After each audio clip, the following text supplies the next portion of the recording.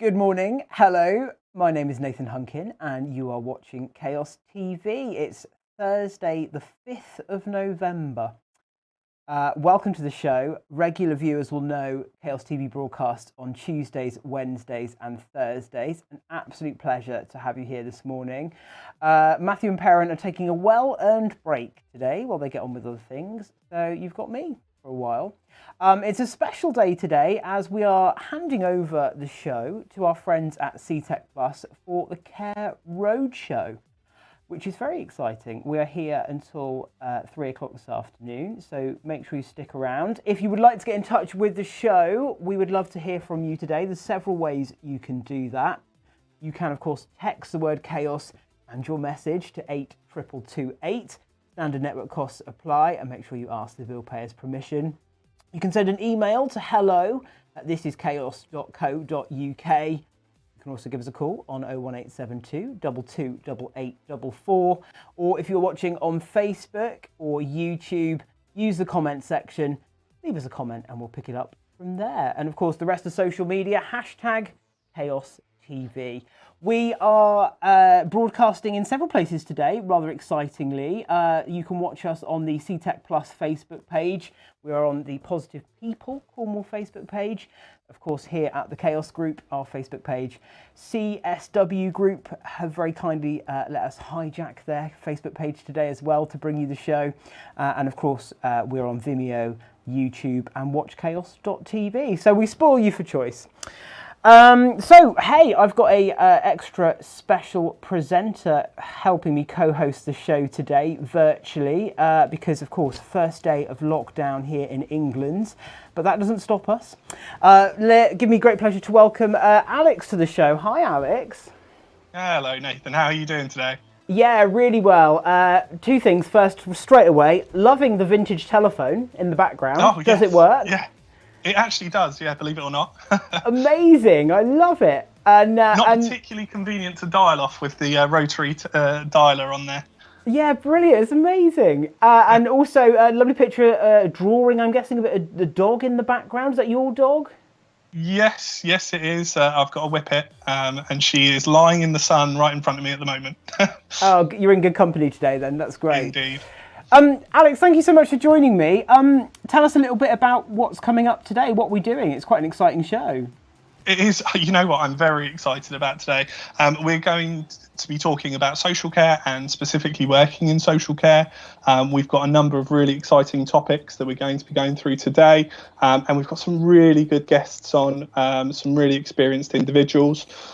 We've got at 11:15, we've got a question time panel. So we're going to be talking to, I'll be there, fielding questions about what it's like to be recruited into care and the process of that. We've got Emma Sheldon, who's the registered manager for home care at Social Care in Action, and she'll be answering questions from anyone who would like to pose them about the process of being involved in home care and what's expected and the type of individuals that really succeed well in working in that environment. We've got Becky McGregor, who's the general manager of the Mountbatten Hospice. She'll be talking to us a little bit about what they're doing at the moment. And we've also got a carer, which I'm really excited about, Vanessa Davis, who'll be answering questions from her perspective about what it's like to actually deliver care on a daily basis. So it's a really exciting section there. I'm really excited to talk to those individuals. I'm sure we'll have some really good questions to ask them. Later on in the day, we've got a section with Lindsay Appleby-Finn, who's the national lead for health and social care at Connect to Care. She'll be answering questions about her organisation and talking a little bit more about what they're doing at the moment in these particularly challenging times. And then later on, we've got Patrick Treasure-Jones, who's the recruitment manager at University Hospital Southampton, talking about the kind of things that you can expect if you decided to want to pursue a career path more clinically led, which is really, really exciting, and I'm sure they'll have great insight. Later on this afternoon, we've got Ricky Rossiter, who's the Director of Integrated Services at Social Care in Action, which is where I'm from, talking about his journey from starting in care, his background and how he's worked his way up into senior positions, giving you an idea of the type of career pathway you may well have.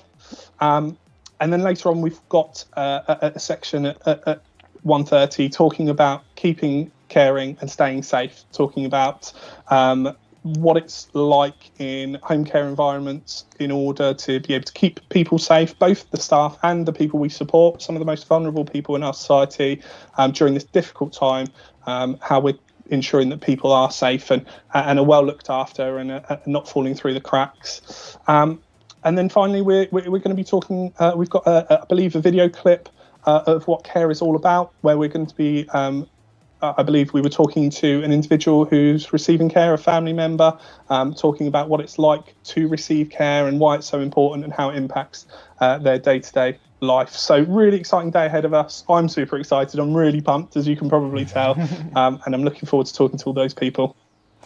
Really busy show ahead of us. I think some things we've said here on Chaos TV several times over the months of being on air, that social care, there's so much opportunity out there and so many avenues. So hopefully today we'll really be able to showcase, what's on offer, because it's an industry that is always looking for recruitment, but is also so rewarding for those working within it. Absolutely. And, I always go by the mantra, not everyone can care, but anyone can care. It's one of those industries and sectors where, sometimes it's viewed as low skilled, but absolutely not. The people that work in care are some of those passionate, skilled individuals that you could possibly come across.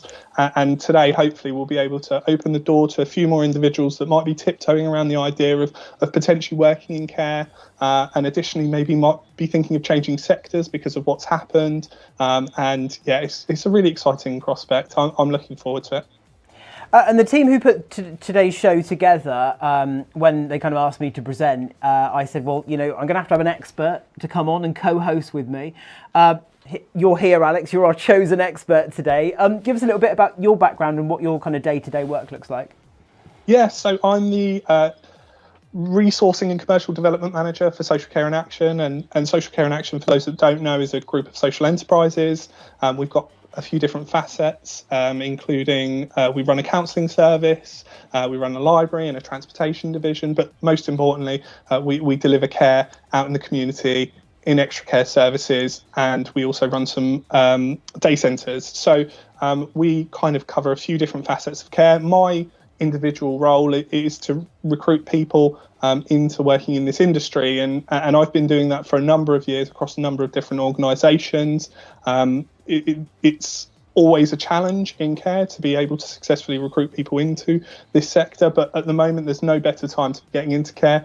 There's a lot of organisations, not just Social Care in Action, that are really keen to get people that are potentially looking to change industries or reskill themselves coming into social care. Like I say, it's not for everyone, but anyone can do it, and it's absolutely my mantra. And something that I think you'll see throughout the day as a theme, that we care because you care, and you care because we care. So hopefully we'll be able to sort of bring that out today in the topics that we've got to discuss. And I know we'll touch on this a little bit later in the show, but is it easier or more challenging at the moment with the kind of uncertainty we've had over the last kind of 9-12 months? But of course, social care is playing a huge part in it, and I think there's a real appreciation now more than ever for people who work in the sector. Yeah, absolutely. And we are at there's no denying it, we're at the front edge of everything that happens. The people that are most impacted, obviously, are in clinical settings, and then probably us just behind them, in that we are supporting really vulnerable people who have suddenly become very isolated, being told to stay at home and not interact with other people, whether that's elderly or because they've got clinical needs. So the work that we do is really, really important. And certainly at the moment, there's more of it than ever. There's more people that need support than ever. And so, we're here today to really talk about the fact that, if you have been impacted by the current ongoings, that, potentially you've had to rethink about your career, or you're looking for something a little bit different, or you feel like you have a moral imperative to be giving back, then we are absolutely always looking for people. And certainly it is a challenging environment at the moment, but hopefully we'll be able to talk about some of the things that we put in place across a number of organisations to make sure that care is delivered safely and that the people delivering it are safe as well. So it's really exciting. It's a fast-moving environment, as I'm sure it is for lots of people. But yeah, we'll get into that a bit more in depth, I'm sure, later on. And I think for me, COVID has been a real wake-up call for society in terms of bringing it really back to, you know, what's important to us as people and humans, and the relationships we have with friends and family.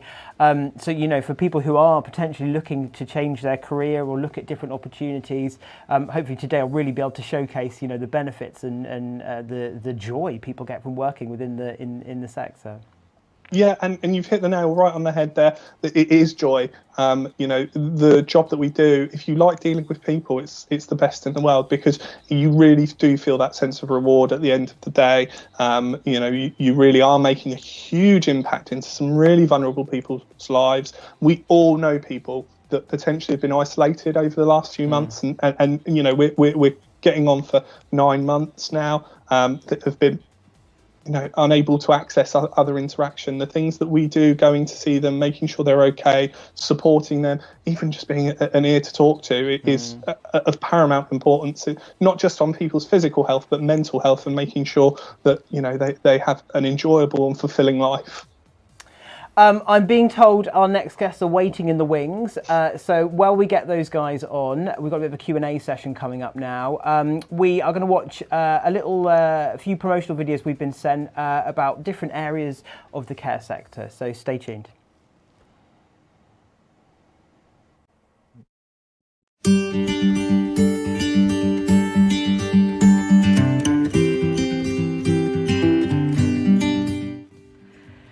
My background is I've been working in care on and off for the last 20-ish years.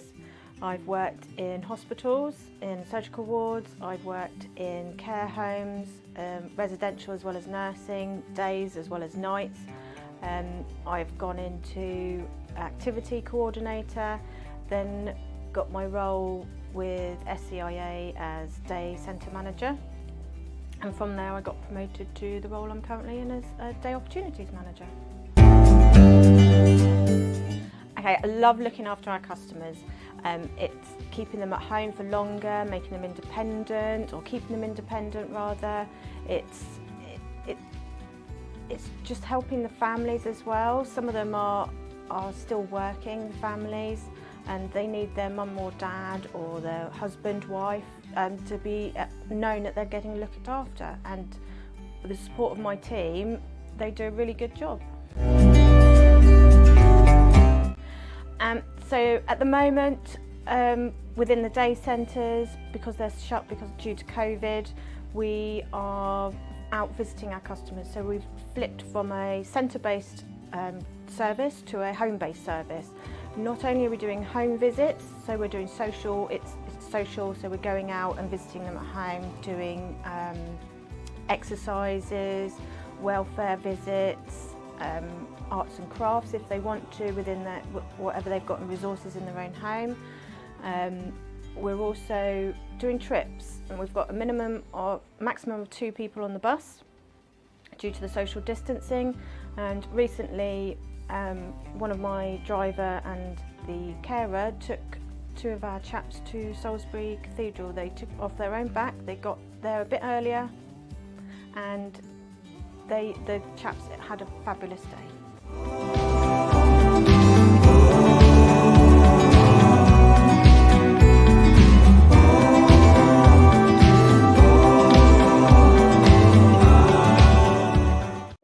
I'd never cared before, but I could fit the hours around my family's needs. It's great to be part of a big family like we are here. I was worried about the personal care aspects of the job, but you build such good relationships with your clients that when it came to it, I didn't blink an eyelid. It doesn't matter if you've never cared before. If your heart's in the right place and you have compassion, then you can do it. If you're thinking about becoming a caregiver with home instead, if you have the heart and time to enrich people's lives, then do it. You won't look back.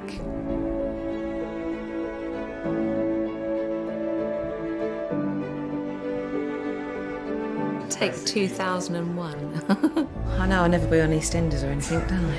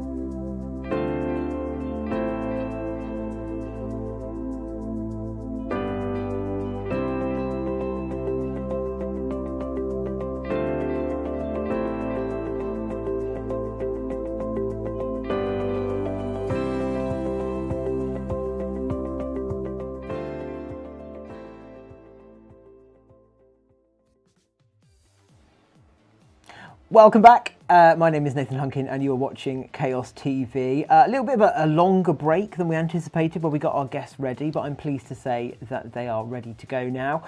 You are watching the Care Roadshow special today. I've got my co-host Alex with me. We're also going to introduce now Emma Sheldon, Becky McGregor and Vanessa Davies. Good morning. Morning. Hey guys, so bit of a question time coming up now. Ask the Care panel. You are our chosen experts. How does that make you feel? Don't know if experts is the right term for me. Best looking ones we can find, that's what I like to say. Okay, so I've got some questions I'm going to ask you, but of course, if you've got questions at home you want to send in, please do. This is Chaos UK across social. You can text the word chaos and your message to 82228, standard network cost apply. You can email hello@thisischaos.co.uk or simply use the comment section wherever we are streaming across Facebook, which is a lot of places today. Feel free to chip in, guys, as I ask these questions. The first one we've got here is, what's the biggest misconception about working in care that you come across? Emma, I'm going to come to you first on that one. I think for me, is that I think they think that it's going to be really easy, and it's quite simple and straightforward. And obviously, anyone that works within care knows that a lot goes in behind just providing care. We've got regulations to follow. So I think people have a misconception in the sense that they think that they can just come in, do the job, and leave, but it's just not done like that. So. Was that something you found when you kind of came into the industry? Well, I came into the industry from a slightly different angle, because I'm actually disabled myself. So I came into the industry because the carers that I was trying to recruit or that came from previous agencies for myself just didn't meet my needs at all. So I came in from a different perspective, wanting to create something that worked. Change within. I love that. Are you able to share with us some of the things that didn't work that you've managed to kind of make work? I think it's just being that kind of personal centered, not just thinking you can come in and do it because that's what you would maybe do in your own home. Things that that being a carer for someone that is actually part of a family. I have a partner and a daughter. Lots of things to consider. Having that kind of one-point contact, because there are many agencies out there that are just there to deliver the care. But here at SCA, we go above and beyond, and we will reach out to other healthcare professionals and bring them in for the customer, rather than them having to kind of trying to get through to social services or trying to get through to a physio or an occupational therapist. We will support that journey. Just things like that really, and recognising that families are involved as well, and to listen to the customer. That's great to hear, thank you. And Becky, welcome to the show. How about you? What would you say some of the biggest misconceptions about working in the sector you come across? I suppose from my perspective, working in end of life and hospice care, often the perception is that it's going to be really morbid, and actually I think that is often a perception. And also in terms of end of life care, I think people always focus on inpatient beds and think about the hospice as a building. Yet a lot of our work is out in the community in people's own homes, and that's kind of the unseen bit of work, really. And so I guess that is often a misconception in our particular sector. In terms of it being morbid and maybe quite depressing to work in. I think, having worked in this sector for 16 years myself, we probably laugh a lot more than probably people realise. And actually, you know, of course, there is the really difficult and challenging situations as people come towards end of life, but often people's focus shifts, and actually they want to enjoy the time they've got left. So hence there is a lot of laughter and thinking about what really matters to that person, in the same way Emma talked around, really about our role is really understanding what's really important to that person. And there's a lot of satisfaction about being able to get it right for someone, I think, for our care teams. That's lovely to hear. Lucy's message to say, I assume it might be quite a sad place to be working in end of life care, but actually it sounds like it's really peaceful and really rewarding that you've managed to, you know, celebrate that person's journey right up to the end. Absolutely. Yeah, lovely. Vanessa, thank you for waiting so patiently. How about you? What would you say some of the biggest misconceptions about working in care you come across? I think I've done end-of-life care for 23 years, and for me, I think pretty much echoing what Becky said, really, is that people just think it's all doom and gloom. The end-of-life journey for some is very quick, for others can go on for the trajectory of their illness can go on for quite a long time.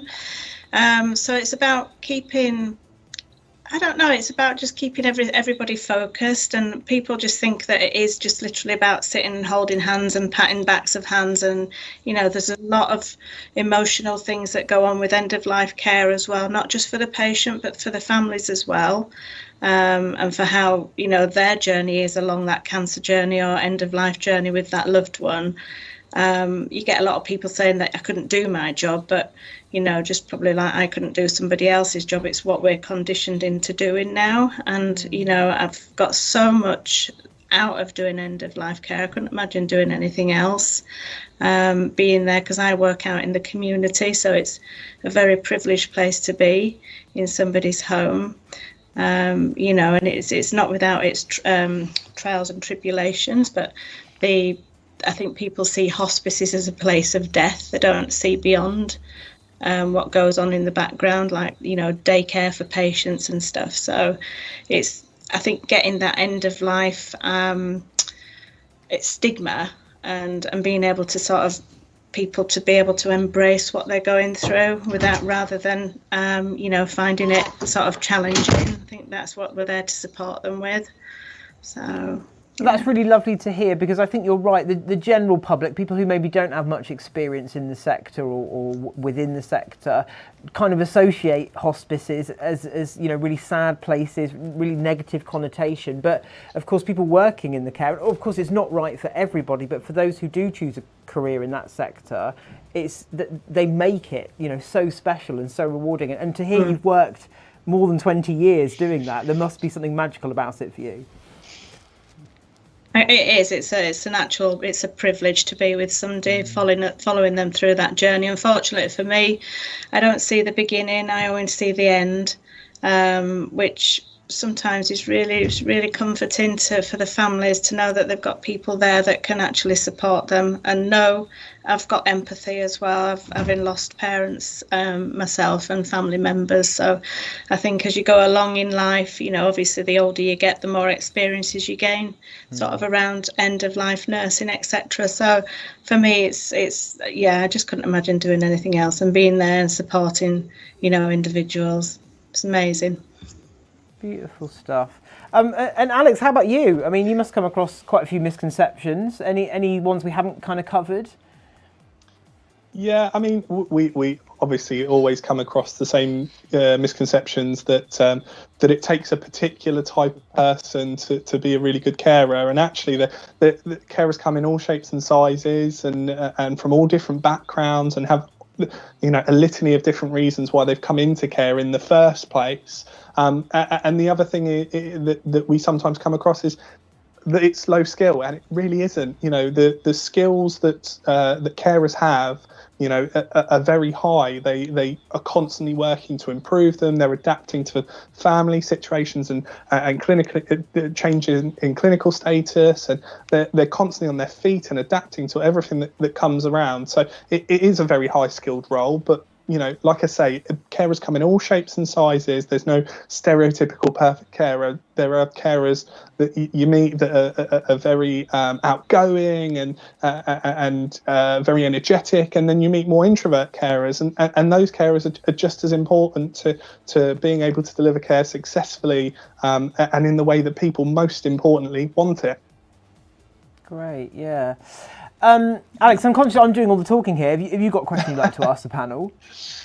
Yeah, absolutely. So obviously in the current circumstances, and I'll go to Becky first of all, in the current circumstances, what kind of challenges have you had to overcome with obviously the outbreak and the pandemic ongoing? Probably, Alex, in the early days, it was very much around PPE, so personal protective equipment.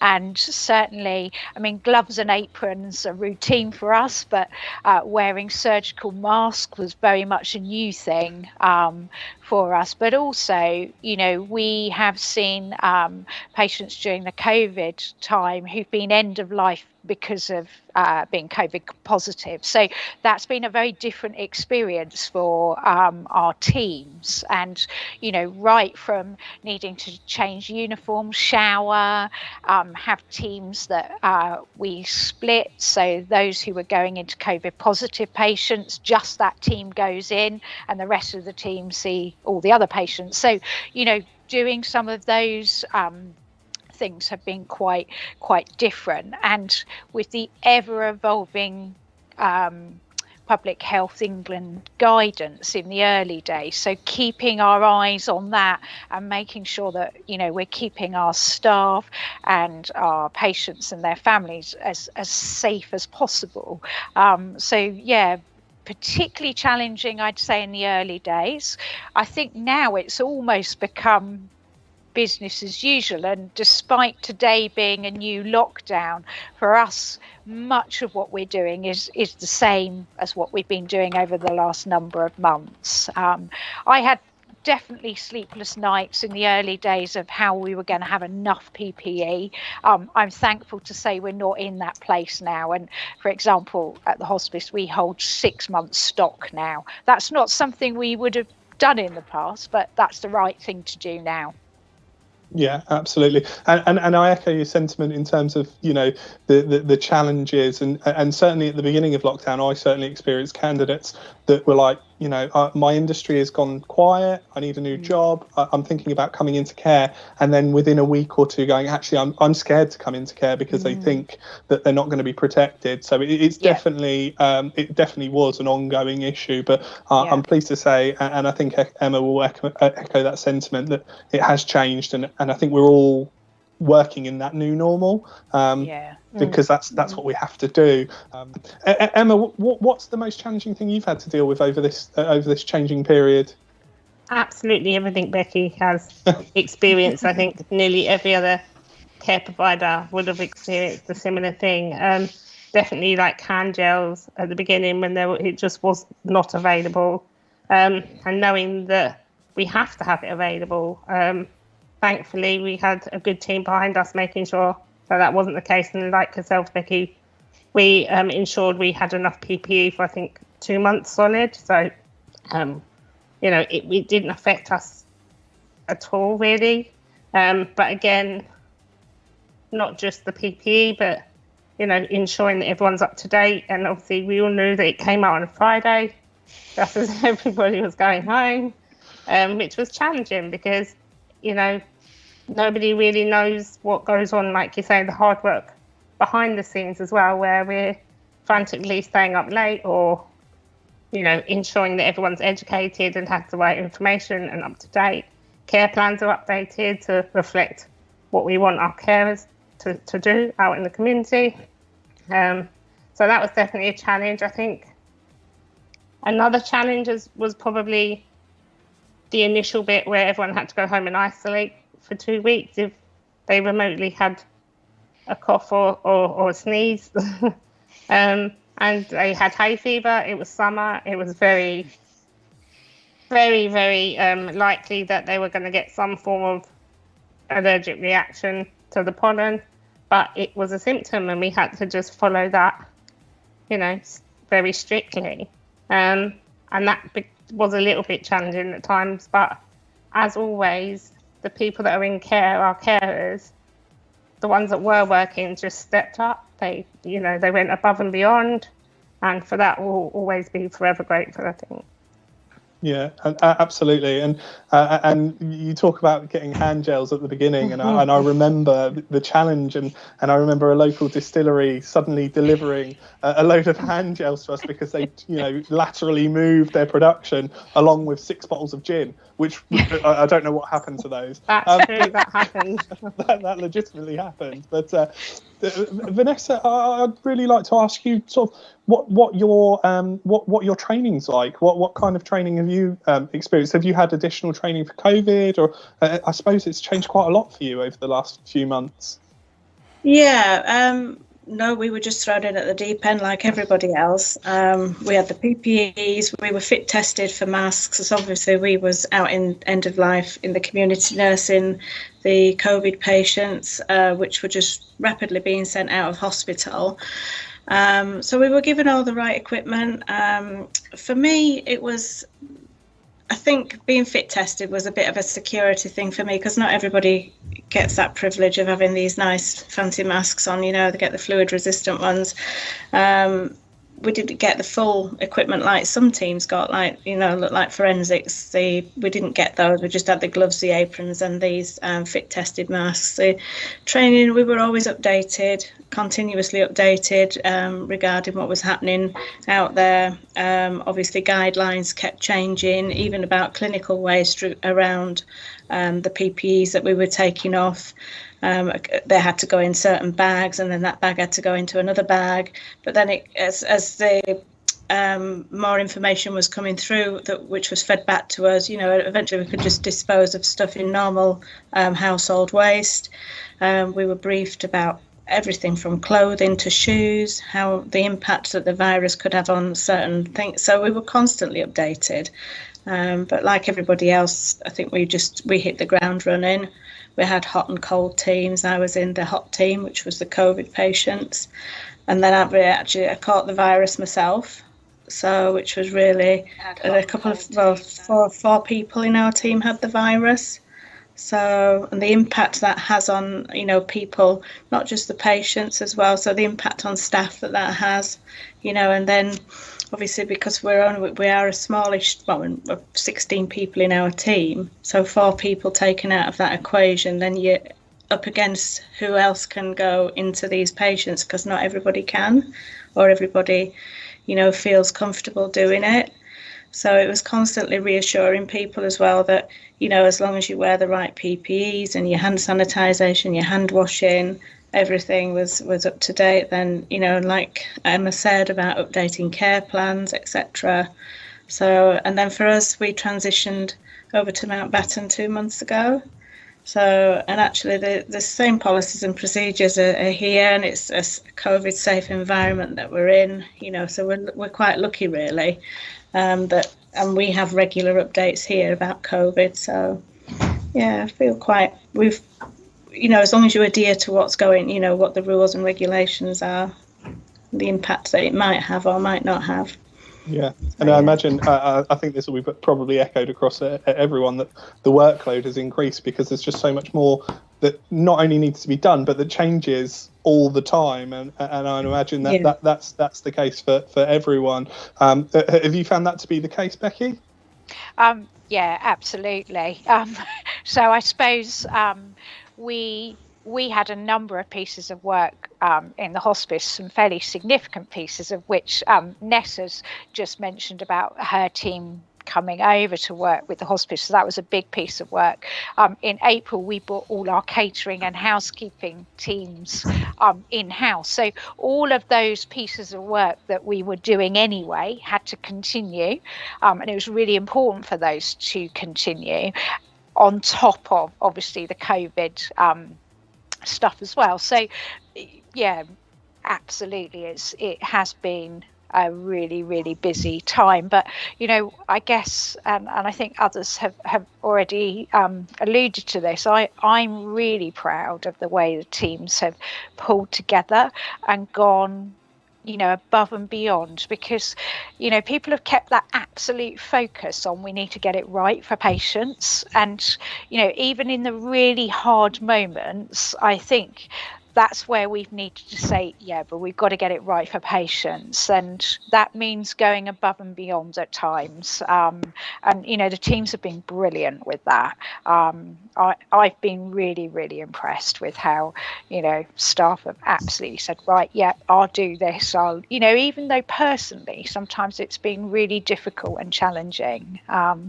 Yeah, so yes, in short, it's been a manic few months, but, you know, that's what we're here to do, and that's what we're about, isn't it? When you work in care, it's about getting it right for the people we look after.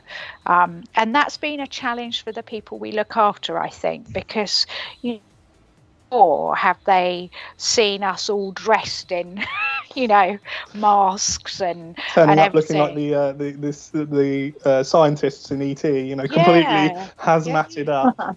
Yeah, absolutely. And, you know, if I think about on our inpatient unit as well, you know, normally we have totally unrestricted visiting, and that means, you know, at times we'll have big families who all come in together to see people. And we, you know, we absolutely make that happen.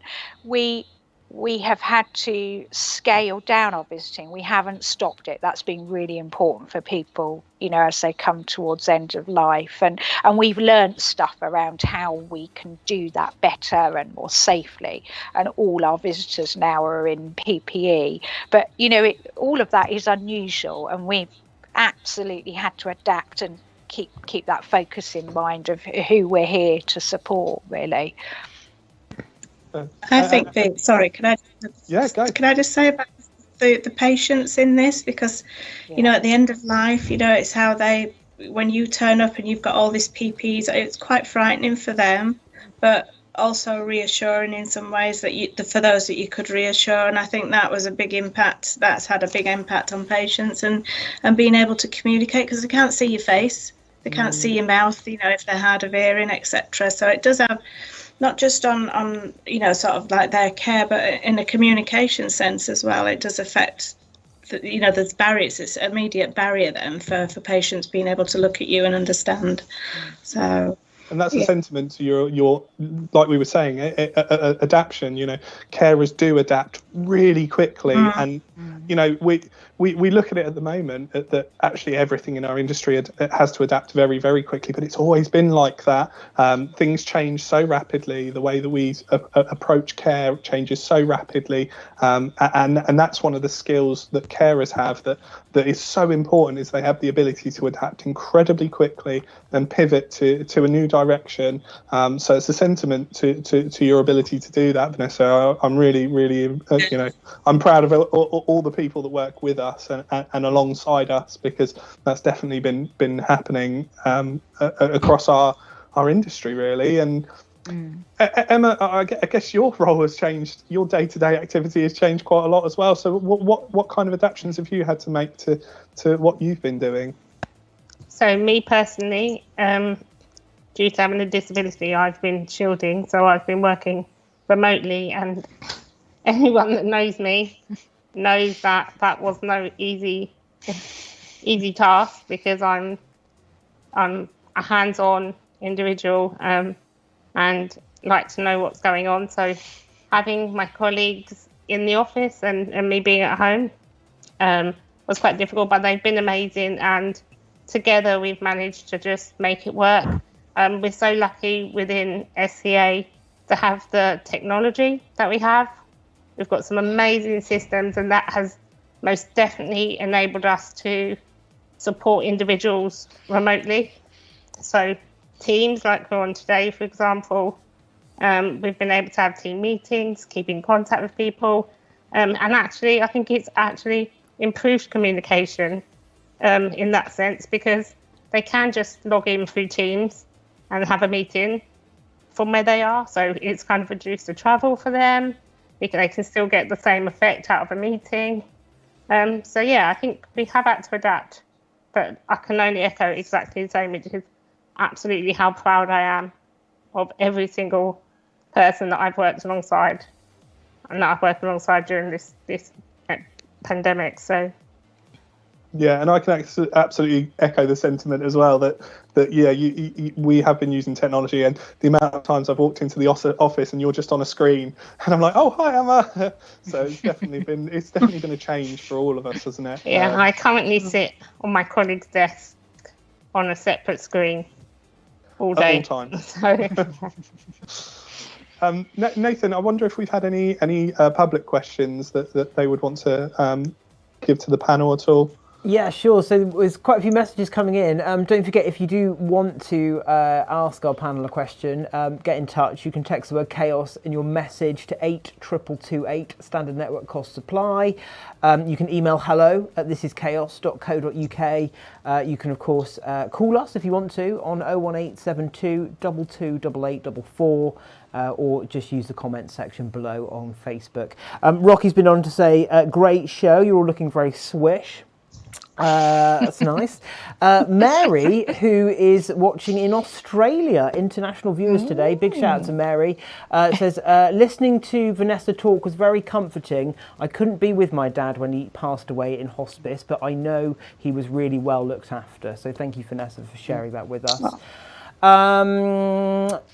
So Freddie, who is watching in Plymouth, says, what type of qualities do employers look for, and is it mostly are there many men working in care? Great question. Yeah, there are a lot of men that work in care. They are obviously an indispensable part of our workforce.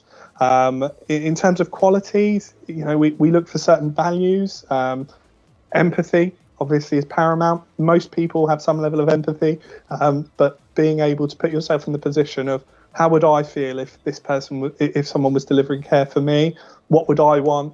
And also listening, the ability to listen to what a customer wants, and really understand what they're saying. People have the right to make some unwise decisions, and we have to make sure that if someone is doing something that maybe we wouldn't agree with or whatever, we support them as safely as possible. So yeah, we absolutely, the ability to listen, the ability to be empathetic, and consistent as well. Consistency is also really important, certainly from my point of view. I don't know what Becky would say on that point. Yeah, I think really similar to you, Alex. We're looking for people who share our values, and that is all around for us, particularly for our carers. It is that care that is, thinking about that individual person, being able to adapt every time you go into a different home. And we've talked about this a bit already, but being able to go that extra mile. And Alex, I what you just said around listening, and sometimes I think it's about that really special quality of being able to hear the things sometimes people don't say as well as they do say. It's the really little bits, or the thing they say in a whole conversation, and there's a little tiny bit that's a gem of that conversation that our care team pick up and hear and explore a little bit further with people. So yeah, it's all of those things you mentioned, and it's special people who come into these roles. Special people is absolutely how I would describe it. Everyone that works, certainly at Social Care in Action, they are really special people. And, I think we, as a wider society, are certainly moving towards the realisation that actually carers are so important. There aren't a lot of people that will never experience having to interact with care in some way, whether that's because they've got a family member having care delivered, or because they need it, or because they're delivering it. So yeah, absolutely echo that sentiment. Emma, in terms of what you're looking for, or what values that you keep an eye out for, that you go, oh, that person's just, exactly what I'm looking for this individual. What do you keep an eye out for? again, someone that holds the same values as we promote, and someone that is committed, and someone that is reliable, because reliability is key, because not being reliable really doesn't just mean you've not come to work today, but actually that has a massive impact on your customers' day and life, and your colleagues as well. It's a team thing. You're here as a united team, and if that quality of commitment and dedication isn't there, then that becomes apparent quite quickly, and it's very disruptive. So definitely people that are committed. Honesty is key, and like you say, just having that sixth sense, if you like, to know something's not right here. And I guess with continuity and things like that, that really helps.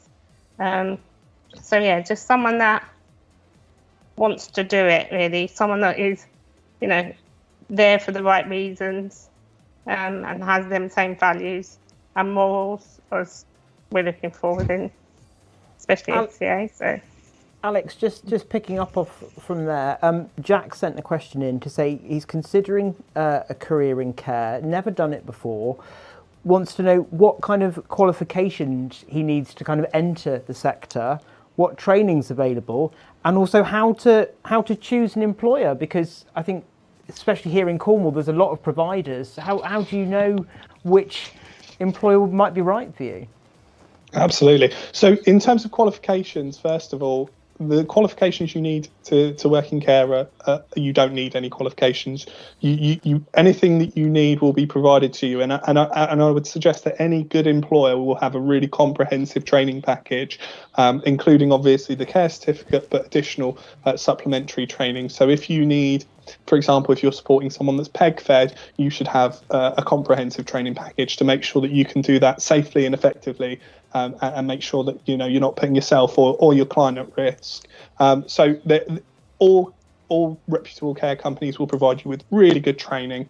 Now, the other thing I would say on that point is, in terms of looking for a company to work for, one of the important things I always think of is, what is the opportunity to do additional training? And I don't just mean, maybe doing some meds training or moving and positioning. What I'm talking about, because that's your bread and butter and you would expect to have that, is there an opportunity to do a level 3 equivalent qualification? Would that be provided? Would that be paid for? What are the progression pathways? So if I start as a carer, is there an opportunity to become a care coordinator, which is certainly the progression pathway through our organisation, and then potentially some kind of supervisory position, or maybe even going towards being a registered manager. And I know we'll talk with Ricky later on today about his pathway, and I would definitely recommend listening to that to see, anyone can get into care, and certainly good providers, good care companies will support those staff to grow and will want them to stay with the organisation and go into those more senior positions. Not that everyone absolutely has to do that, and some people are really happy delivering frontline care and carrying on, and there's absolutely nothing wrong with that, because the one thing I would say is care often isn't prideful. People don't go, they don't bang their drums anywhere near enough, but they should be extremely proud of what they do, because at the end of the day, it's really, really important, and it protects such vulnerable people and our loved ones every single day. So yeah, absolutely. If you're considering a career in care, I can 100% say do it. Try and find a care company that sort of aligns with your own values. Make sure you know what the progression pathway is if you do decide it's the right thing for you, and not everyone will. Some people will go into it and then 12 months down the line go, it's not quite for me, and that's fine too. But know that there is a pathway for you. What's the next step if this does work for me and I do go, this is great. Great stuff. And Becky, maybe a question for you. I think when we think about doctors and nurses and some of the stories we hear from the NHS, we get the impression that they are flat out 70 hours a week. How flexible is the care sector? How versatile is it for people coming into it? I suppose I can give you my own experience. So I started out in the NHS 25 years ago, I think. And I worked a couple of years. My background is as a physiotherapist, and I worked a couple of years, first of all, doing my junior rotations, getting experience right across the board. I then decided to have a family. I came back to work part-time for many years whilst my family grew up. My husband and I shared the care of our young children, so we both worked 3 days a week. That worked really well for us, and I was always able to get a job, but also progress in my career during that time as well. Which I was very fortunate with, I think. So there is that flexibility for part-time, for, certainly colleagues, particularly in nursing, who have, done nights, for example, while their children are growing up, and then later on have, gone back to days. And, I've moved more laterally as my children have grown up into working full time, and I'm now in a management position. So, there's loads of diversity. I took a career break as well from physiotherapy because I wanted to think, where was I heading next? And that, I had a year's career break and did some voluntary work with my local council. So, actually, certainly I would say I've been really fortunate in being able to sort of balance work, life. That's not to say it hadn't been busy, because it certainly has over the years. But I've been able to balance that and progress in terms of my career and stuff. So, yeah. That's great to hear, because Alex, I imagine working with people coming into the sector, this is one of the great things about working in care, is just how flexible and diverse the opportunities are, because life is complicated. People have a lot of different needs and a lot of barriers to getting back into work. Absolutely. And, we get a lot of people that have had their primary career. I've worked for care providers where we've targeted specifically people that have taken early retirement, for example, and from industries such as banking and engineering, and then they've moved in, they've gone, what am I going to fill my days with? And they've transitioned into working in care. But absolutely, it flexes around people's lives. That's not to say there are not periods in which we have difficulty and we need people over certain times, but if someone says to me, I can only work evenings and weekends, well, absolutely, we can accommodate that. If someone says to me, I can only work every Saturday morning and every Sunday morning and maybe a Wednesday morning, yeah, we could probably make that work too. So we can fit around people's lives, and it is it takes all sorts, and people's lives are complicated, and absolutely we appreciate that, and so we try our hardest to fit around what both customers and clients need, and staff. Sorry. We've got a couple minutes left. Any final questions, Alex, from you?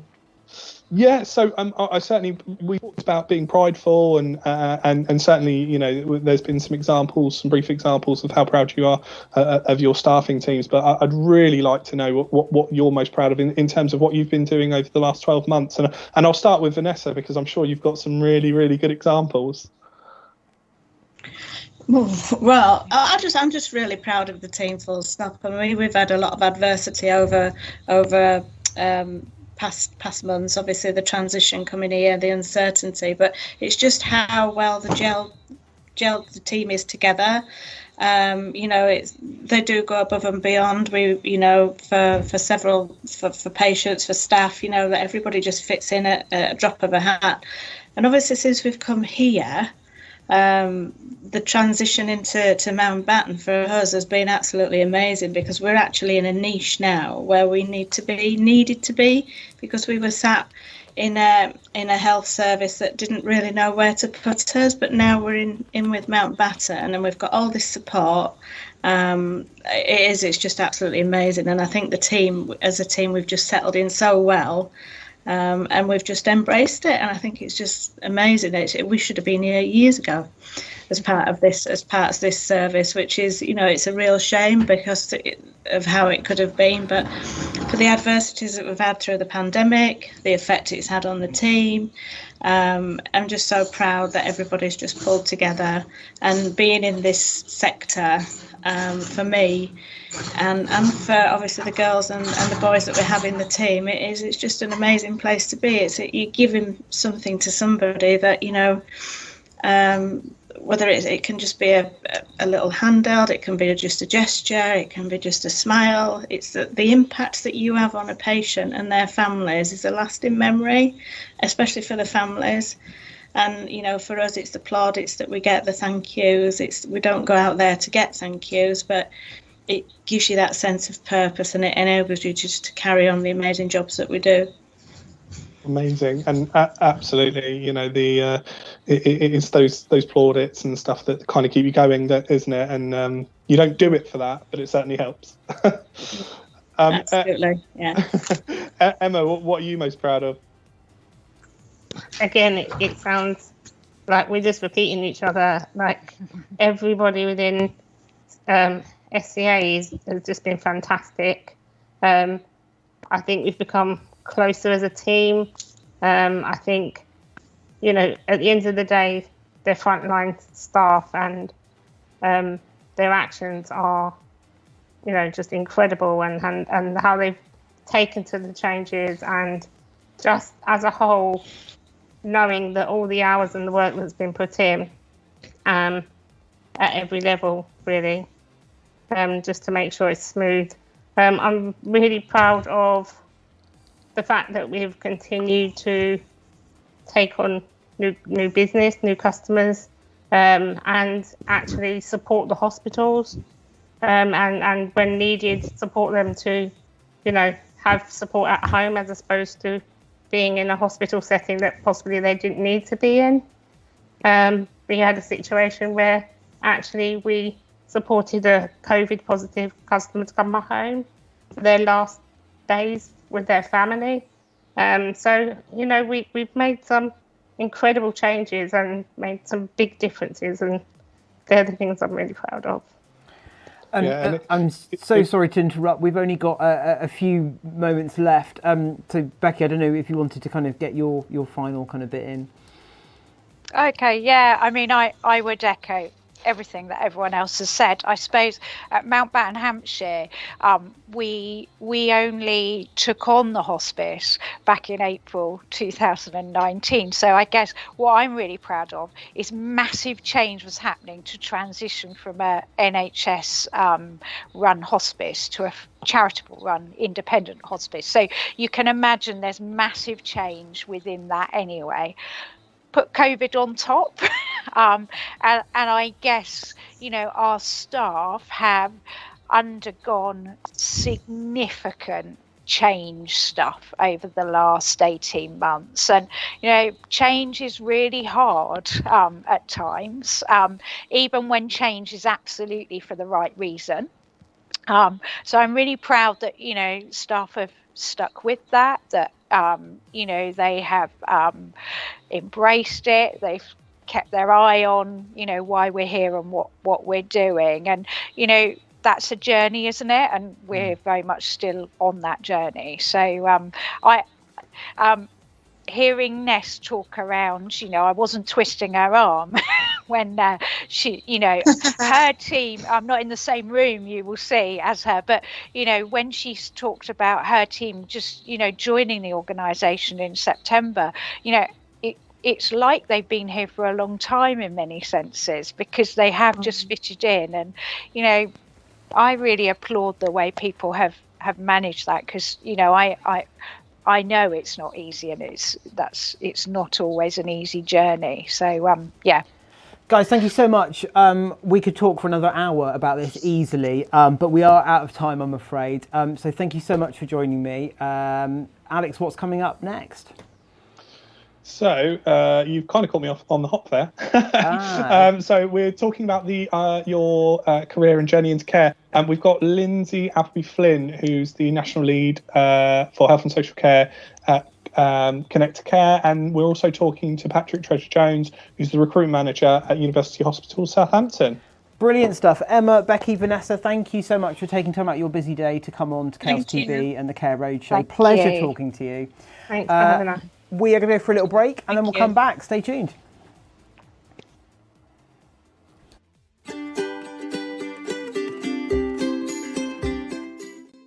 So my name is Ben Matthews and I'm an independent skills development worker.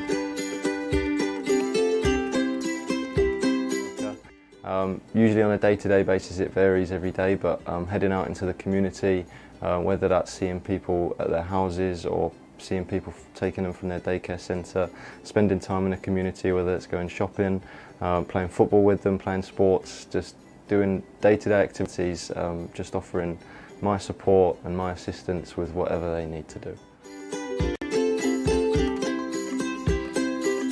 So my background's pretty varied. I've got a bachelor's degree in health and fitness administration and business, and I'm working on my master's in sports management at the moment. I finish that next month.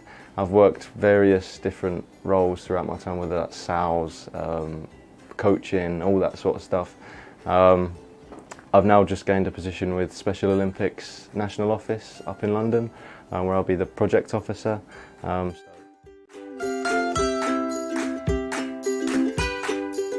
Working for Social Care in Action it's different every day. It's a job different to what I've ever had before. It challenges me in different ways than I've ever been challenged before. Like I said, I've done sales roles and coaching roles, but this role is different because, you know, in those roles you get to build relationships at such a short amount of time, but this one you build relationships with people, and I've been working for over a year, so I've built relationships with all different customers and individuals, and you see obviously different people on different days, so it's completely different, and that's what's challenging and that's what I enjoy about it as well.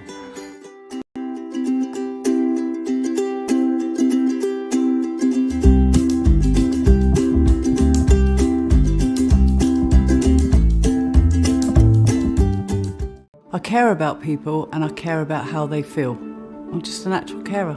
I'd cared before and I worked in hospitals and care homes. Coming here to Home Instead gave me a purpose when I needed it.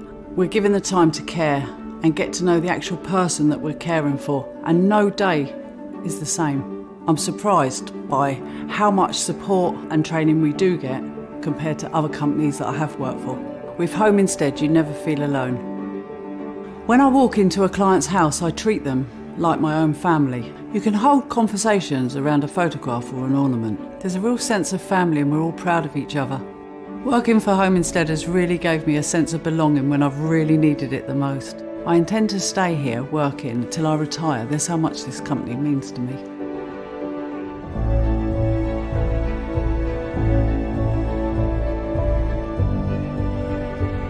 Cheesy!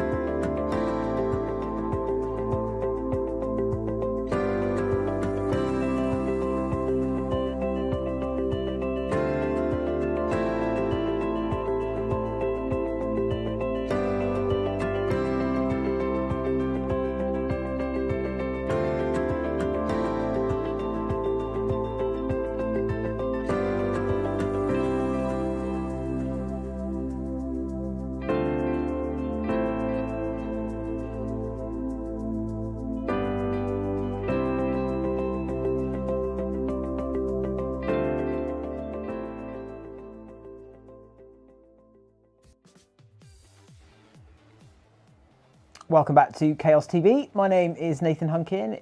It's 20 minutes past 12 rather, on your Thursday afternoon. Thank you very much for joining us.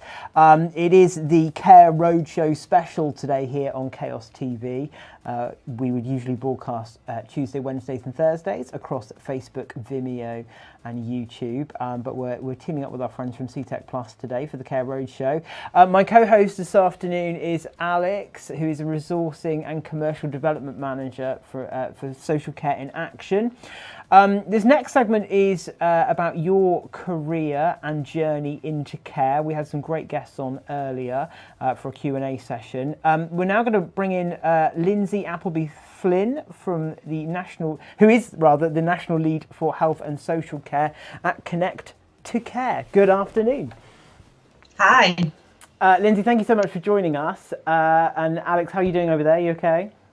Yeah, so it's a beautifully bright, sunny day here down in Southampton. So yeah, all going well so far. Really excited about this particular section. Really looking forward to talking to Lindsay and Patrick. Brilliant stuff. Yes, of course, Patrick coming up in the next half hour, I think. Lindsay, first of all, tell us a little bit about yourself and your job and your work.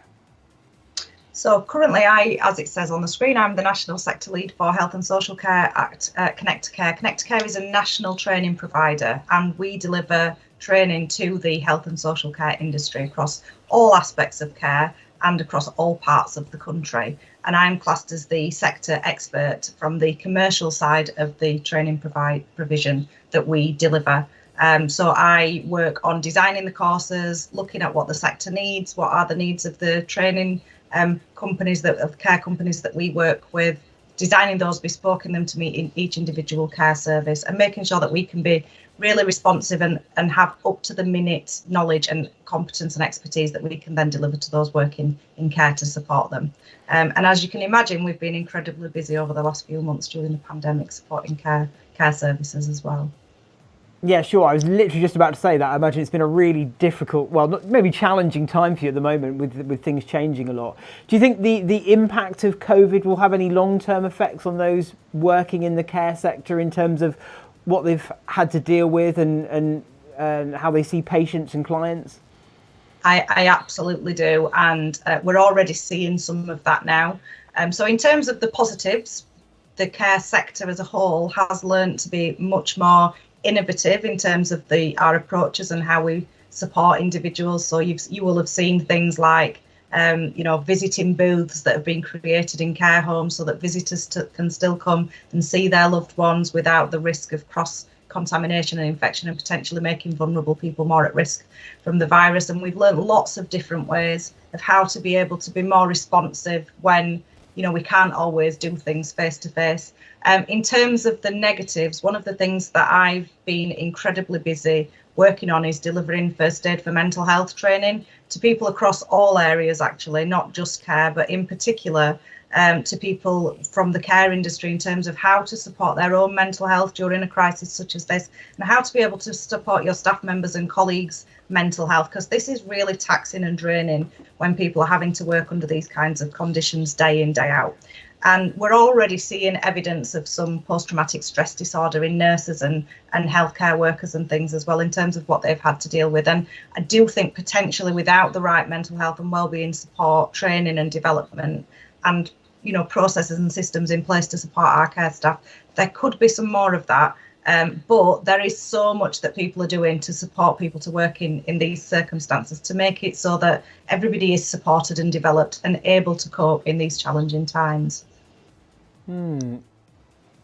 Sorry, Alex. Lindsay, on that point, in terms of being concerned about people's mental health, which I think we're all quite worried about, certainly in the sector at the moment, how would you encourage managers to be able to identify that potentially they might need to be providing some kind of mental health support for their employees, or where would you encourage them to go if they're thinking that they might need to find that kind of specialist support? And I think it's important just to point out as well on that, Alex, this is not just care. Everybody's struggling with their mental health and well-being right now, isn't it? It's not just the care sector. I think everybody would say this has impacted on us in some way, shape or form. since the start of this pandemic in March.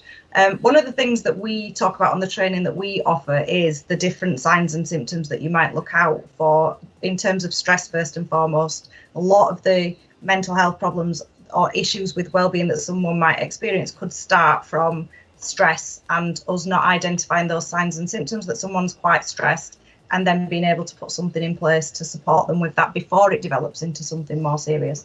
And we talk about the various different places that you can signpost people to, and there are so many different places now that are available to be able to support people, right from your GP to being able to signpost yourself for self-referral for counselling on the NHS, to all of the different voluntary and support agencies that are available, and there are literally hundreds of them nationally.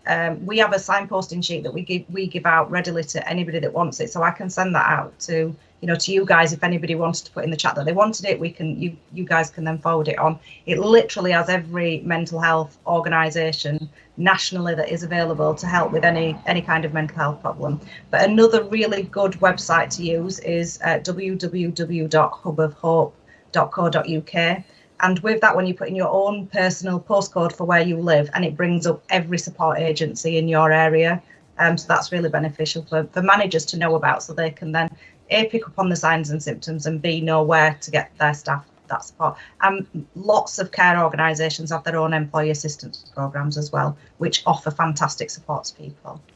Okay. And do you think that we should, as employers, be encouraging a kind of open conversation with our staff to encourage them, if they, that they feel confident in being able to come to their employer and go, I need some additional support? Absolutely, 1,000,000%. I couldn't express anything as being more important more. So what I tend to say to people is ask people how they're doing, and when you get the response, I'm fine, ask again. No, how are you really doing? I'm genuinely interested. I really want to know. I genuinely care. Because we all do that stiff upper lip thing, don't we? I'm fine. And the other thing is there's still stigma attached to people saying I'm struggling. My mental health is not exactly where it should be. There's still some stigma attached, and we all, as managers and trainers and carers, need to work to break down that stigma. We all have mental health, like we all have physical health. You wouldn't turn around somebody and say, oh, no, I don't have physical health, not me. But we sometimes do that with our mental health. We all have mental health, whether it be positive or not. So absolutely, please ask your staff how they're doing. Ask them again if they say they're fine. Tell them that you're genuinely interested and you really want to know, and look for signs and symptoms that they may be experiencing. They are experiencing increased stress levels. We all are right now. Yeah, I suppose one of the factors at play is, we were talking earlier with the managers about the fact that good carers are really good at identifying things that aren't said. So I suppose a lot of that comes into play, hearing what's not necessarily explicitly said when someone says, I'm fine, because I'm fine doesn't necessarily mean they're good. No. And obviously we all want to be in a position where we're really happy and healthy, both mentally and physically. Absolutely. And because we are all caring, empathetic people, we do tend to be really good at picking up on those non-verbal cues. Definitely. Nathan, I kind of cut over you there. Do you want to just chip in? Yeah, no, I was literally just going to say what Lindsay just said there. I think specifically within this sector as well, from speaking from personal experience, that I think a lot of people working in the industry are very resilient to and very supportive of other people, but then that tends to come sometimes at a sacrifice of their own mental health. So employers really need to be having those conversations, providing those support to make sure their team are really looked after, because it is all about the people, isn't it? Your business is about your people and what they do. Yeah, and sometimes as a manager as well, what you do is you tend to take on everybody else's problems, be there to support them, and then become a sponge and, just walk away and carry all of that away with yourself. And it's about, support everyone else, but what do you need to do to support yourself as well? So I mentioned earlier a little bit, I know I need to talk about career pathways, but I talked about the first aid for mental health training that we've been offering as an organisation. We are offering 2 free places to any organisation on at the equivalent of our level 1 course, which is first aid for mental health awareness. So that's 2 free places for any organisation. So if there is anyone out there listening and they want to put something in the messages saying, please, can I have some information? Provided obviously they know that you have to give us their details for us to contact them to offer them a free place, and they're okay with that, then we are more than happy for people to get in touch to come on our courses in terms of a free place. Just another question now then. You must have seen some really specific challenges during this last year in terms of kind of personal care, or maybe areas with people who maybe have dementia, learning disabilities. How have we kind of worked on kind of positive solutions to keep working there? Well, initially there's been a few things, hasn't there? So initially there were some issues around getting enough PPE in care homes, because as you can imagine, the demand for when I say PPE, personal protective equipment and clothing, the demand for that skyrocketed, not just in the care industry but everywhere. So people were a little bit concerned about going into people's own homes or supporting them in a care service and not necessarily having enough gloves and aprons and masks and visors and things. That's all absolutely sorted now, and there is an abundance, and it's provided free by the employer as well, so people don't have to purchase their own to go and support someone in their own care home, etc., in their own home, etc. So making sure that we train staff on what we call how to don and doff correctly, so put on PPE and remove it correctly in a way that doesn't cross-contaminate and doesn't cause any risk around infection prevention and control is really important, so that when we're going out and supporting people who are vulnerable and would more likely to become quite unwell should they catch this virus or the flu or anything else for that matter, making sure that staff are trained to understand how to do that correctly. And I go out to supermarkets and things and restaurants, and I see people wearing gloves and taking them on and off totally incorrectly, and I think why on earth were you even wearing those gloves? There was no point. But with care staff, obviously making sure they get that training, and then supporting people who don't necessarily have full level of understanding and capacity around why they can't go out, why their structure and routine has changed, why they're not getting to see their loved ones. If they have dementia or a learning disability, is really, really challenging. And then having to try and do all of that with a mask on and not having the same facial expressions can be really tough. So again, supporting and training staff about those, we're all great at it anyway, I think, in care, but those non-verbal communication skills and cues, and how to be able to support people to have as much structure and routine as possible, and where they can't, being able to support them to have something else, something different. So if someone with learning disabilities can't go to the day service, for example, because we're in lockdown, then what can we do with them where they are living to keep them that structure and routine? So a friend of mine runs a supported living service for people with learning disabilities, for example. So in the first lockdown, they created a sensory garden, and they had all of the residents with the staff or the service users out in the garden, and they rebuilt a full sensory garden, and things to keep people occupied, and so people are not just thinking I've got to stay in my bedroom or my living room and not move and not go anywhere. People need meaningful activity, don't they? So making sure staff have got the training and support to be able to do all of that. And we've seen some really creative ways as well where people have been able to do that, and also what we were saying earlier about relatives maybe not being able to come and see their loved ones in kind of secure, safe care homes and things. They couldn't come in and visit. So I think something that stuck with me on BBC Spotlight down here in Cornwall was they had a drive-through kind of disco thing going on, where a lot of the residents were put outside and looked after while the families kind of drove around and music was playing. And as an industry, we've been really creative to keep that communication and well-being and access to our loved ones going. Yeah, and I've seen some fantastic, so say for example a care home I saw the other day, and it had patio doors, and visitors would come in through the patio doors, and then there was like a pod that had been built, so they sat within this pod that had a window, and at the other side of the window the resident would come and sit, and they would visit and communicate, etc., without actually being in a position where they might be risking that person becoming infected. So people have really thought outside the box and done as much as they can to be as innovative as possible. Because yes, we have to keep people safe from the virus, but we do also have to look after people's well-being, and it's really important to see the ones that you love. And the High Court has recently just ruled that care homes do have to allow visitors in, because it's an infringement on people's human rights if not. So I'm sure we will see even more innovative different new approaches in terms of making sure we can keep people safe, both physically but in terms of their mental health and well-being in the coming weeks as well. That's amazing. In terms of keeping people's careers on track? Obviously, some places are pausing their apprenticeships and stuff. So, are you providing short courses in order to help people sort of maintain their career pathway? We haven't paused any of our apprenticeships, nor do we have any intentions to do so. So we're a national provider, and we work with thousands of learners and employers all over the country. And we already used IT systems incredibly well prior to the pandemic. But what we did as soon as we went into lockdown, our entire delivery moved over to remote. So our learners will all come onto a platform similar to this, where they have one-to-one or group teaching sessions done online.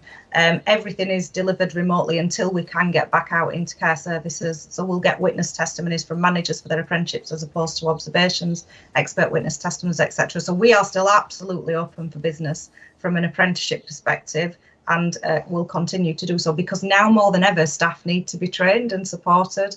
But we're also offering an abundance of different short courses as well, so both funded short courses and then commercial courses that to fill the gaps in where funding isn't available for certain things like first aid for mental health. We created a course that's purely around infection prevention and control in care settings for dealing with the pandemic. We created a course about how to support your staff with anxiety and burnout, and one around how to support your staff with loss and bereavement during a pandemic. So we're trying to be very responsive and reactive to the care services needs, and that's every area of health and social care. And we're finding that's working really well. We don't need to shut our doors during a pandemic. We need to be out there supporting people. Yeah, no, really do. And in terms of the short courses available, you mentioned first aid, mental health. I'm assuming there's some others and that you potentially are delivering at the moment. Yeah, absolutely. Like I said, an abundance of different ones, from mental health to infection control. I'm trying to think of all the names. There's so many. Activity provision, dementia awareness, learning disabilities awareness, Mental Capacity Act, all of the things that are required for mandatory refresher training. There's a huge list. We also offer e-learning courses as well. So every type of course that you could think of that you would need, we pretty much offer. All of that is remote right now, but some of it is e-learning, some of it is classroom based on a platform very similar to this. People get one-to-one tuition and support from their individual allocated trainers as well. So yeah, pretty much everything that you could need, we are offering, and we do the apprenticeships from level 2 to level 5.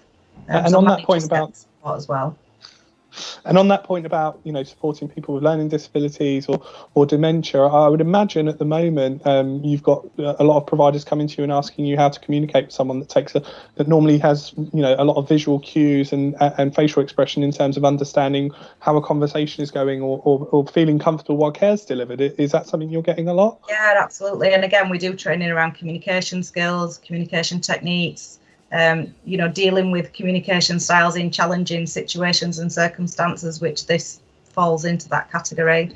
I am seeing more and more now masks that are being designed where that you can see through them. You can see through the mask, so you can still see people's facial expressions, which I think is great. But we do a lot about how do you talk with your eyes, and how do you, get someone to see that non-verbal. How do you be really outgoing, so that people can see that communication when they can't see your mouth? And how do you support someone whose level of understanding is different, and how do you adapt and tailor your approach to meet those people's needs? And it's something that people in care tend to be really good at, being adaptable, and because they're so empathetic, usually by nature, if you want to work in care, you tend to be quite an empathetic person. It's things that people tend to find quite easy to adapt to in these kinds of environments, just with a little bit of the right, guidance and knowledge and support. Lindsay, can I ask, do you think, let's face it, 2020's been a hell of a year for a lot of us. We never really saw this coming. Do you think, I guess there's two questions here. One, do you think as an industry we've adapted in the best possible way we could do? And maybe the second question is, do you think that I mean, it's my understanding is it's always been very difficult to maintain people coming into care or make it an attractive industry to work in. Do you think now the focus and the real appreciation we've seen during 2020 of people working in care is going to attract more people in?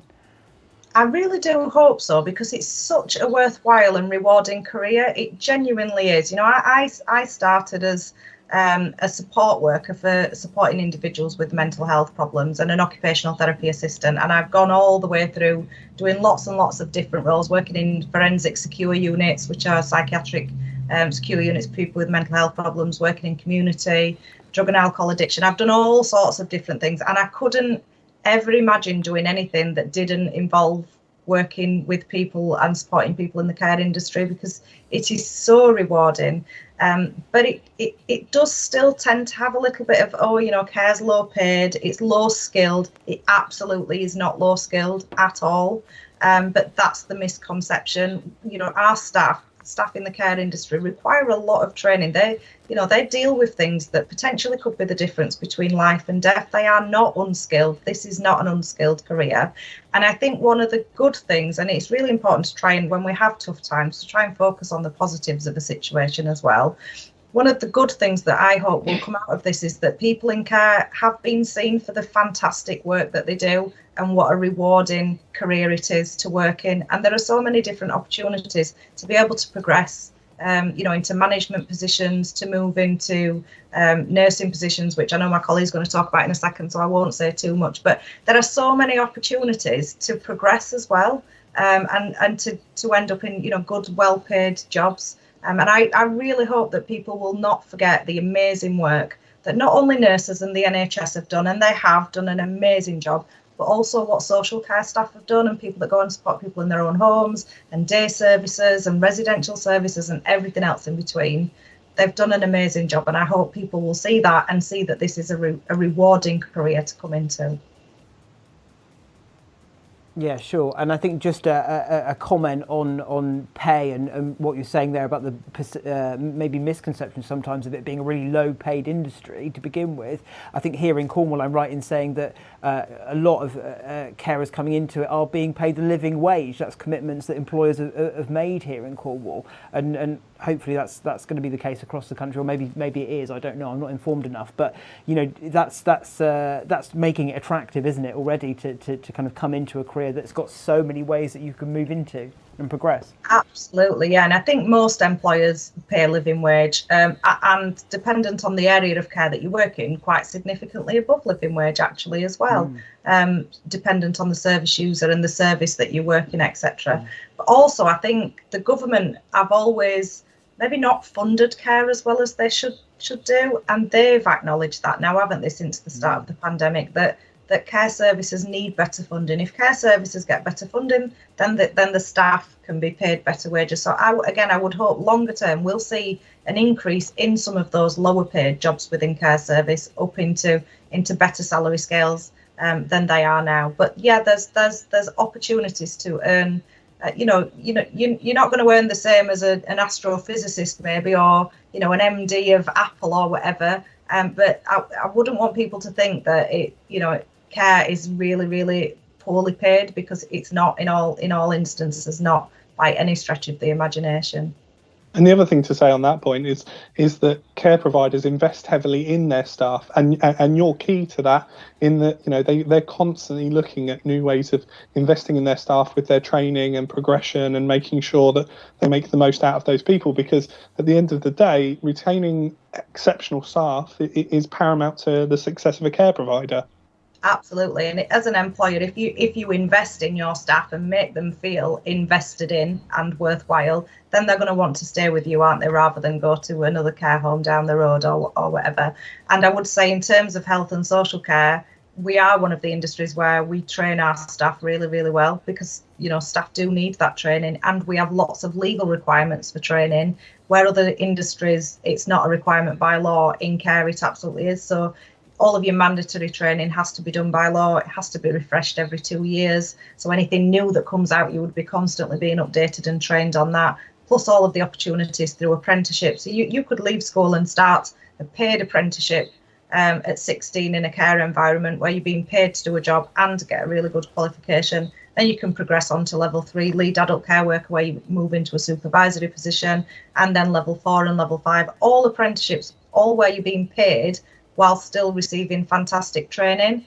And I know we're seeing more apprenticeships in other sectors now, but we've always done that in care, and we've done it really, really well. So there can be a really good career route without having to drop out of work to go to university or college. And even university apprenticeships now, you can do them, as an apprenticeship. I don't want to say too much about that because that's coming next, but there are so many opportunities to have fantastic training whilst still working. And I think I'd just like to add as well, from the employer's point of view, I think certainly something we've seen and done here at the Chaos Group is taking some of those key levels of training and requirements that care staff are being trained to, and then blending it in other areas of the business. So, for example, in the third sector, or maybe working out on the ground, delivering different aspects of training and things, having that, bringing that level and all those kind of training and understanding of how that kind of hands-on care stuff into those roles is really making really magical things happen. Absolutely, yeah. I mean, the parent company to Connect Care is Hospitality Industry Training, HIT Training, and they deliver training to the hospitality and service industry. And I talked earlier about we developed a course for anxiety and burnout, and then we had our hospitality clients saying, that's really interesting, we'd be interested in a course on that. So we're taking our knowledge and skills from the care sector and transferring those over to support other industries. And, you have people with learning disabilities, with dementia, with mental health problems, with physical care needs, going into pubs, going into restaurants, going into shops. Other service industries need, to a certain extent, the support that we can offer as well. Brilliant stuff. Lindsay, thank you so much for coming on the show this afternoon and catching up with us. It's great to hear from you. Thank you for having me. Alex, you stay there. We are going to get Patrick on very soon. Let's just have a quick look at some of our messages coming in. This one. Don't forget, if you'd like to get in touch with the show today, we'd love to hear from you. You can do that in several ways. You can text the word chaos and your message to 82228. Standard network costs apply. You can email hello@thisischaos.co.uk. You can call us on 01872 228844, or of course comment below if you're watching on Facebook and YouTube this afternoon. So Michael has been on, Michael watching here in Cornwall, saying, fab listening to Lindsay, making so much sense. A pleasure to hear. Thank you, Michael, for that. Also, Carrie, who is from Southampton, saying, blimey, I was proud to clap on the Thursdays on my doorstep for the NHS and care staff and key workers. Listening to the show really brings that home and shows how much appreciation I have for people working in the industry. So there we go. Thank you so much, Carrie, for that as well. Right, I think we have Patrick Treasure-Jones joining us now, who's a recruitment manager at University Hospitals in Southampton. Oh, yes, there we go. Hello. Hi there. Yeah, that's right. So I run the recruitment team here at University Hospital Southampton, where we are looking to hire staff all across the trust. My team doesn't look after the doctors and the consultants, but we are looking after everything else that we need to make sure that the hospital's here and running. Quite a job on your hands by the sounds of it, Patrick. So thank you so much for taking time to join us on Chaos TV for the Care Roadshow today. Alex, I'm going to hand over to you for this segment, if that's okay. Yeah, absolutely. Patrick, it's really good to have you on the show. Really excited to talk to you about what you guys are doing over there.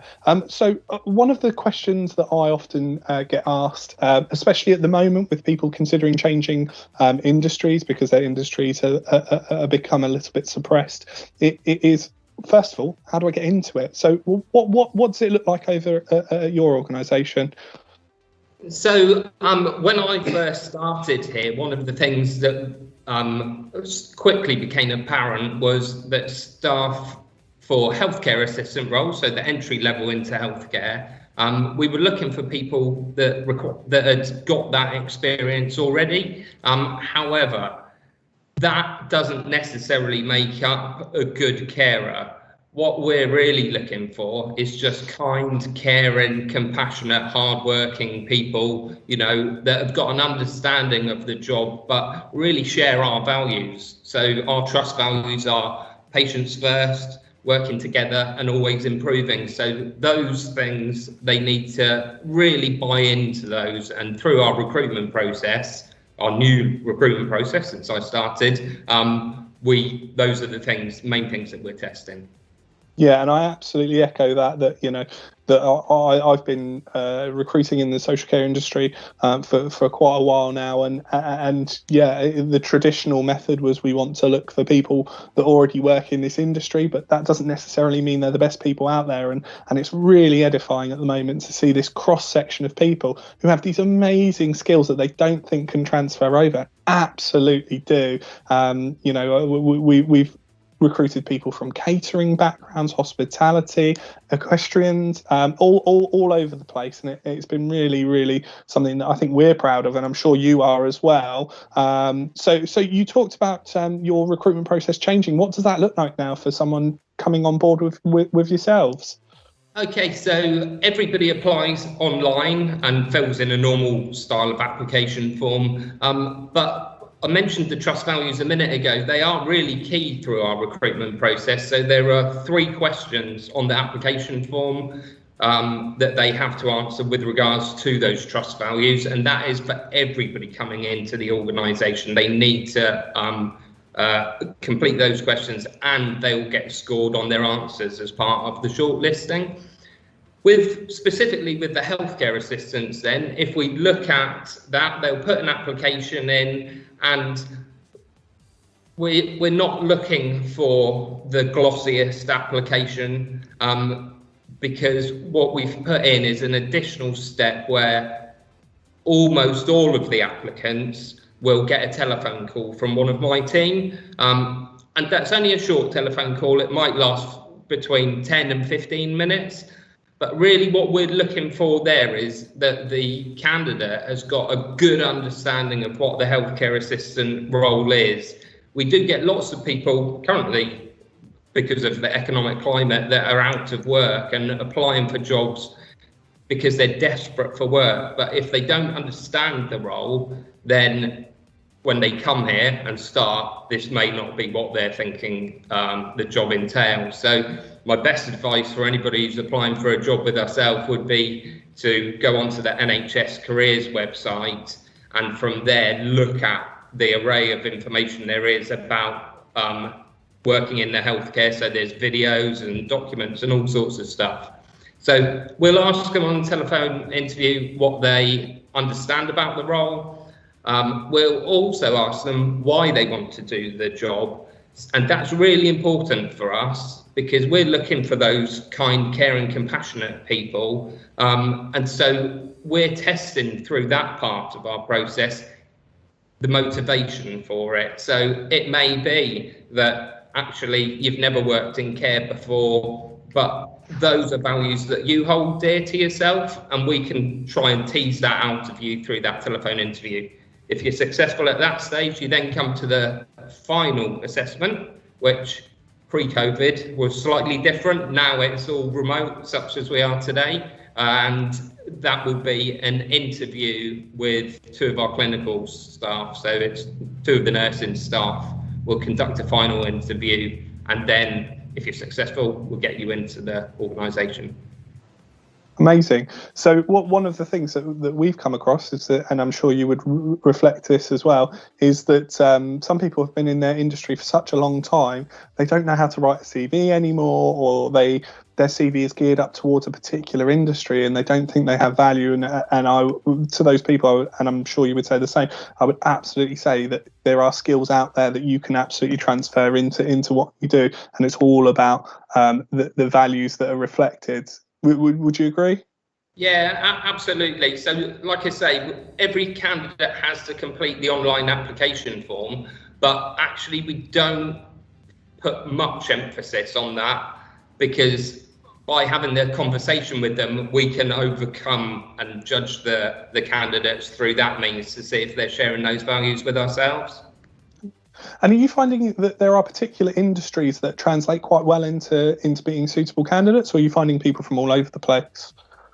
We find people from everywhere. So, there's lots of people that work in retail that apply for jobs within care. Some of them will be successful. We've had long distance lorry drivers apply and be successful. So there's no one size fits all type of person. It's, are you a caring and compassionate person? If you are, then we're what we're looking for.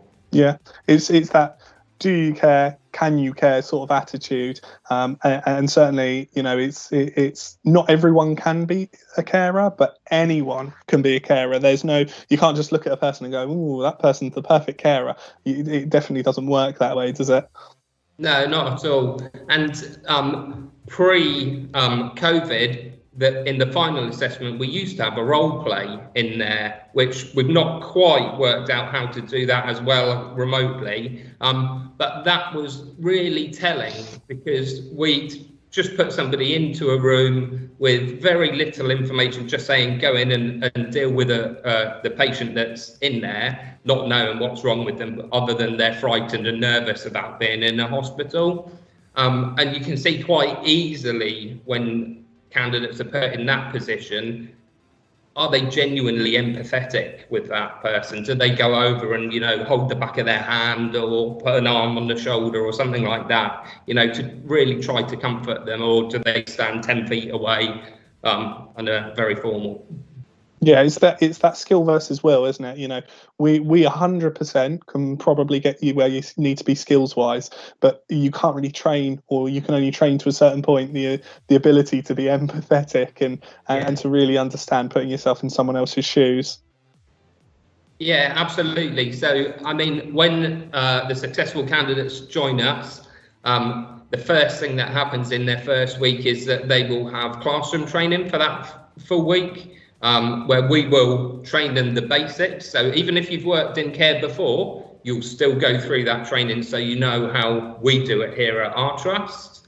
And during that first week, we'll also arrange a visit to the ward where they're going to be working, so as they can feel welcomed and get to know the people that they're working with. But we have a probation period for the first 6 months while somebody is in the organisation, and during that time we're constantly supporting them to get through the care certificate. So that's a nationally recognised certificate in care to show that you've understood how to treat patients. Okay, and in terms of your recruitment of specifically healthcare assistants, I would guess would be what we're primarily talking about today. What kind of volume are you having to recruit sort of monthly and? So we've got an intake once a fortnight for healthcare assistants to go onto that induction programme, and we have 10 spaces every fortnight. So it's about 250 people across the course of the year.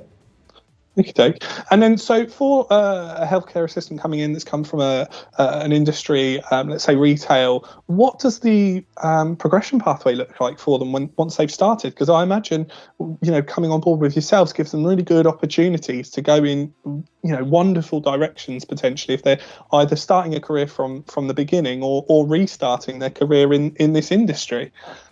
Yeah, absolutely. So the staff, we're one of the biggest teaching hospitals in the whole of Europe. So we've got a huge education team, and we're really focused on the development of our staff. So the very first thing would be to get the care certificate if you haven't got that already. Following that, we've got multiple routes, particularly for healthcare assistants, as to how they can develop their skills. And they would have to apply for those and go through a recruitment process to get onto it. But we've got so many different routes that almost if everybody here wanted to be developing through a formal programme, they could. So I guess we've got foundation degrees that we'll do with the healthcare assistants. We've got, if the candidates haven't got their maths and English, we'll help them get their maths and English GCSE passes so they can then get onto apprenticeships and further courses in the future. I guess the blue ribbon of the development areas is the nursing degree apprenticeship, which is a 4-year course. But during that time, as Lindsay was saying earlier on, you're earning whilst you're working at the same time, whilst you're learning at the same time. And so for a healthcare assistant, we were talking about pay a little bit before. So a healthcare assistant coming in to ourselves would be earning just over £18,000 a year, but they'd also get enhancements for working any of the unsociable hours. So working weekends and nights and so forth like that, you get paid extra. So your salary is actually quite a bit above the 18. Okay, and in terms of your success stories, I guess I'd really be interested in hearing, the people that you've brought on board that have really gone and progressed on to doing those nursing qualifications. Do you have those sort of? Yeah, so we have got that. We've got people who've never worked in care before have come and joined us. A few of them have gone on and successfully gone on to the nursing degree apprenticeship and are 18 months or 2 years into that. So that is a 4-year course. But at the end of that course, they will come out and they will be the same as a nurse who's gone through university for 3 years and paid £9,000 a year for the privilege. During that time, they've probably earned twice that amount. So that we actively encourage that development, and the managers here should be speaking with their staff and telling them about all of these opportunities, talking about their own development areas and how they can improve themselves. One of the other routes that we have is we're a huge hospital, so we've got 12,000 staff here. We've got over 1,000 healthcare assistants, and when they come in, they'll go and work in one of our areas. But after 6 months has passed, if you want to go and move around the hospital, you can. So if you feel as though you've upskilled yourselves in a particular area, you don't have to go through a recruitment process again. We've got a very simple process where, so long as there's no performance issues, we'll just move you across, so long as there's a vacancy in the area that you want to go to. So, we'd really broaden people's skills out through that. Giving them varied experience and I suppose in a roundabout way, it gives them a sense of being needed and wanted and valued, which obviously we all want to instill in our staff and know, certainly it's always been the case, but at the moment is obviously paramount to making sure that we retain our existing workforce and attract new members of our teams. So in terms of your team and the people that you would be speaking to, who are they? How big's your team, and how many people are they speaking to sort of on a weekly basis? So I've got one person who looks after healthcare assistant recruitment. So her name's Danny. So if somebody applies for our vacancy, then at the moment it's Danny who'll be giving them a call and having that chat with them. So Danny's an expert in this area, and so knows exactly what it is to look out for and how to probe and pull that information out of the candidates, because that's a skill in itself. The candidates don't always sell themselves as best as they can, and so our job as recruiters is to get the best out of them and make sure that we understand what they're really about. And are you coming across the same misconceptions quite frequently about what it's like to be a healthcare assistant working for a hospital trust? Yes, so I think a common thought would be that it's making cups of tea and getting the newspaper and sitting down by somebody who's in a bed and keeping them company. And there is an aspect of that to it. But actually, most of the time when they're speaking and engaging and building a rapport with the patients, they're conducting some other physical task with them as well. So it may be that they're doing some observations. It may be that they're helping them with their normal sort of daily routine, which if they weren't in hospital, they'd be able to do themselves. So such as, taking them to the toilet and helping them have a clean up and a wash and a shave and, you know, cut their toenails and things like that, you know, there is a practical hands-on element to the role.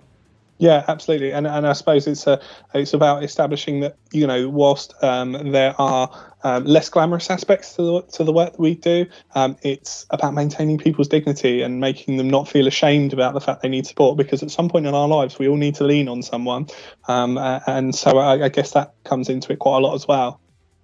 Absolutely, and that's why we're looking for these kind, caring, compassionate people, because whilst you're doing those tasks, you need to have the patient right at the forefront of your mind and thinking about how they're reacting to it. And you talked earlier on about picking up on small cues that patients give off. And again, I think that's what these healthcare assistants are really skilled at, is realizing that somebody's uncomfortable or nervous about what's going to happen, and slow down and talk them through it and reassure them. One of the things that I think is a bit of a theme from today, just generally, and will be a theme ongoing, is that the current situation, the pandemic, what we're all dealing with, it presents unique challenges that we all have had to overcome very rapidly and pivot instantaneously and change our approaches to. So what kind of challenges have you guys had to experience, and how have you overcome them?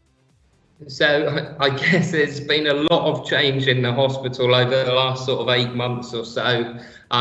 Initially, like all hospitals, we were shutting down some of our services because we weren't sure what exactly was going to be happening, and what wave of people were going to be coming into the hospital. Unfortunately, we did have COVID patients in our hospital, and you know, the nursing staff were great there to support them. We didn't struggle like out in the community, so we did have fairly good stocks of PPE, and protecting our own staff was vital throughout that sort of first wave. We're now back to sort of running a bit more like normal. Our services have opened up again, and within the hospital, we've got different areas. So some areas where we know the patients are positive, and some areas where we've tested them and they're negative.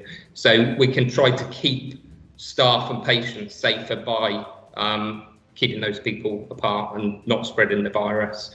I guess, again, with the healthcare assistants, when we speak to them on the telephone, we talk to them about, actually, are you comfortable coming into this environment and working here? Because actually, you will be putting yourself at more risk. You know, every time I walk around the hospital, I'm not at my own desk. I have to wear a mask walking around, so that's uncomfortable if I've got to put one on for an hour. But if you're out on the wards dealing with patients, then you'll be having to wear that all day. It does get better over time, though. And how do you overcome some of those apprehensions? I guess would be, you know, I've certainly had experience of interviewing people who would, you know, make excellent carers. They've come from different industries, and then a week later they phone me back and gone, you know what, I'm actually quite scared to come and do what you do because I'm scared of getting sick. So what kind of things have you been saying to people to allay their fears, or maybe, you know, dissuade them? I don't know what your perspective on that is. So the last thing that we would want is somebody to come here and then be worried and concerned, and from a mental health point of view, go home at the end of the day thinking, oh no, I'm scared of the virus. Everybody who does come and work here, we've got quite strict rules now around hygiene and moving supplies and patients around the hospital to make sure that everybody is kept as safe as possible, and we've got all the full PPE equipment ready. One of the main things that we'll say to people that are not quite sure is to go and speak to their friends and family, because often friends and family can give you the best advice. They know you far better than we will know them, having spent, you know, an hour or so in their company. And often the family members can give them some good advice, and they'll say, come back to us and say, okay, I've spoken to such and such. We think this is doable. Or sometimes they'll say, actually, no, I'm no longer interested. Okay, so we've kind of covered off the pandemic, which is always the elephant in the room. I really wanted to ask you about your, and I'm sure you talk to your candidates about this training. So what does that look like for a new starter that's never worked as a healthcare assistant? Because it's certainly a question I get a lot. What kind of training am I going to get? Yeah, so the training, in the first week, they'll have their healthcare assistant induction. So that will be in the hospital. Everybody, even if you're coming in part-time for that very first week, you'll need to work full-time hours, which for us is 37.5. And from 8:30 to 4:30, Monday to Friday, you'll be getting trained.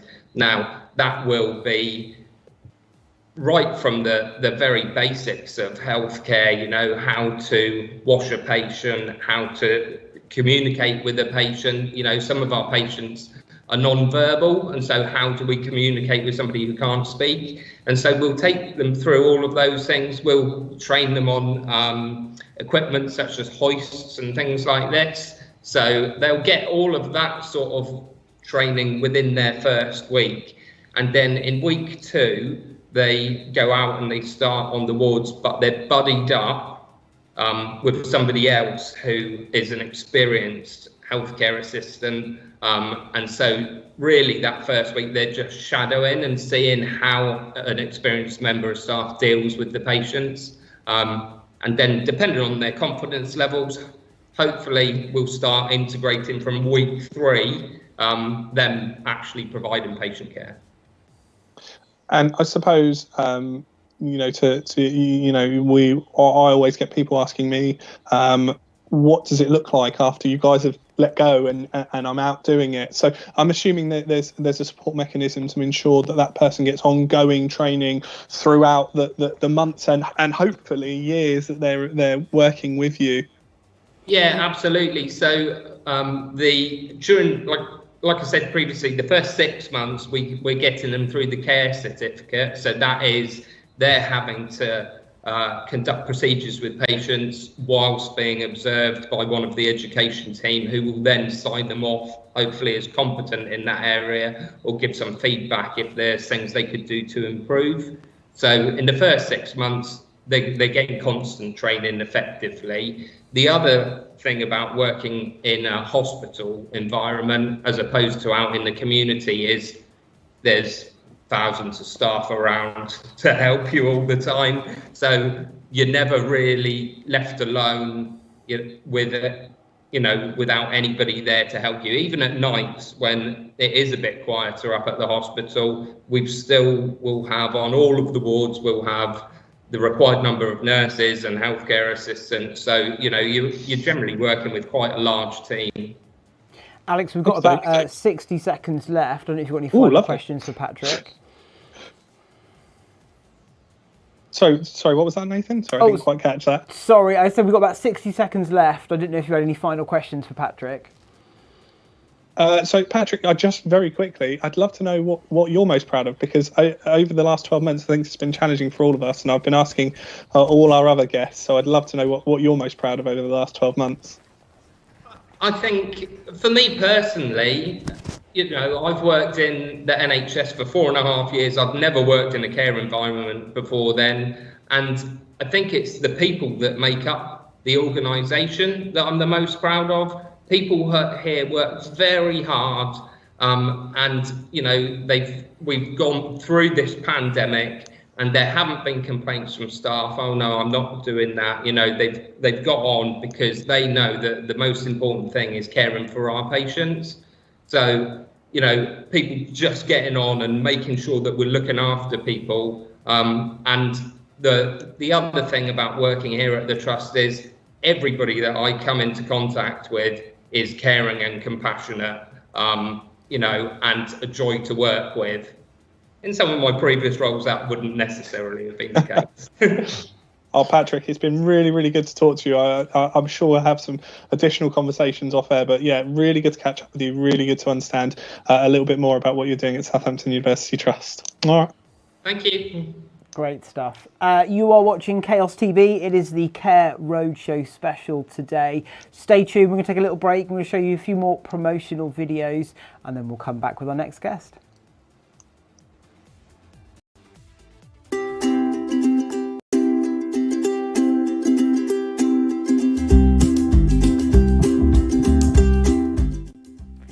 So I've got a really varied background in health and social care. I've worked in the industry for around 14 years now. I've worked in learning disability, physical disability, older persons, mental health, and with children. It's a great organisation, and part of what we do is giving back to the community, which I think is a really positive thing, why working for Social Care in Action is so great. Every day is different when you work in care, and supporting older people to live independently is a really exciting and fulfilling role. Being able to watch people who've come from residential services to come into extra care and flourish and become really independent, that's one of my most positive memories of working in extra care.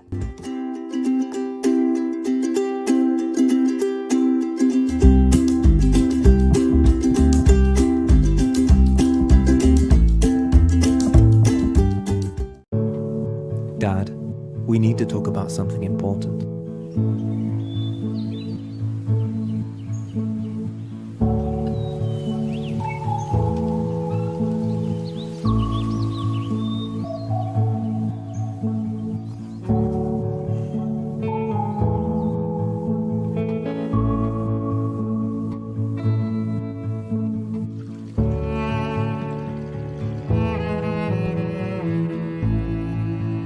This house, I always thought it was too big for us. But Margaret wanted a bigger house, and she always got what she wanted. I remember when she would play the piano, she would open up all the windows. No matter where I was, I could hear what she was playing. Dad, listen. She would... What was I just talking about? About the house, Dad. Oh, that's right. I woke up every morning to the smell of bacon sizzling, and the third stair always creaked. And your mother told me all her life that I should fix it. And all her life I said I will. Well, there's something that Margaret didn't know. When I reached that same stair, I'd see her tiny little feet running around the kitchen. And although I knew she'd be there, every time before I saw her, there was a small fist in my chest, thinking, what if she's not? Until I saw those little feet again. Every day from the third stair. I'm just glad I never fixed it. Because that's home. You don't need to go anywhere, Dad. This is your home. Dad, meet Christine. She's going to help you around the house. Hi. Hi. The best home to be in is your own. From personal care and memory care to help around the house, Home Instead offers personalised in-home services for your loved ones. Home Instead Senior Care. To us, it's personal. Welcome back to Chaos TV. I'm going to hand it straight back over to Alex, who's co-hosting with me today from Social Care in Action, to introduce our next guest. Alex, over to you. Thank you very much, Nathan. So we are happy to introduce Ricky Rossiter, who's the Director of Integrated Services over at Social Care in Action, alongside myself. So really, first of all, Ricky, what's your role about? Yeah, thank you very much, Alex, and thank you for the opportunity to be here on Chaos TV today to promote the world of social care. And I've been watching all day, and what a fascinating show it's been. So thank you to both you and Nathan for hosting today. Wow. My role is a very diverse role, one which oversees our charity's work within social care.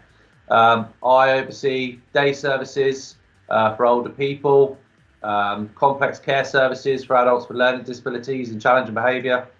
I oversee home care service, and I appreciate you had Emma on the show earlier on today, and that was really useful and a great insight there. I also oversee the extra care world, which I know you've had a couple of clips on today. So a very busy and diverse role, but luckily I have a great team of staff around me who work alongside me on a day-to-day basis. Excellent. No, really good to hear. So we previously were talking about, this is the potential pathway, but you're someone that's kind of lived and breathed what a potential employment pathway could be from being in care and working all the way up to where you are at the moment. So I'd love to hear your journey from where you started to where you are now. Yeah, thank you, Alex. So it's really interesting for me, really, because I often thought I was quite unique in the fact that I had somebody who needed care in my own family. But actually, the more and more time I spend in our sector, the more and more time I find that that's the natural calling for most people in a similar situation. So I left school at 16, and again, I didn't have very good GCSEs, middle of the road. And my destiny was kind of laid out before me, which was to go into construction, as my dad was a plumber, or to go into social care. And I was very keen to go into social care, but at the time, my mother was of the opinion that it wasn't a good career choice. So I tried out a few apprenticeships, one with my dad and one with a carpenter, and very quickly I found that wasn't the industry for me.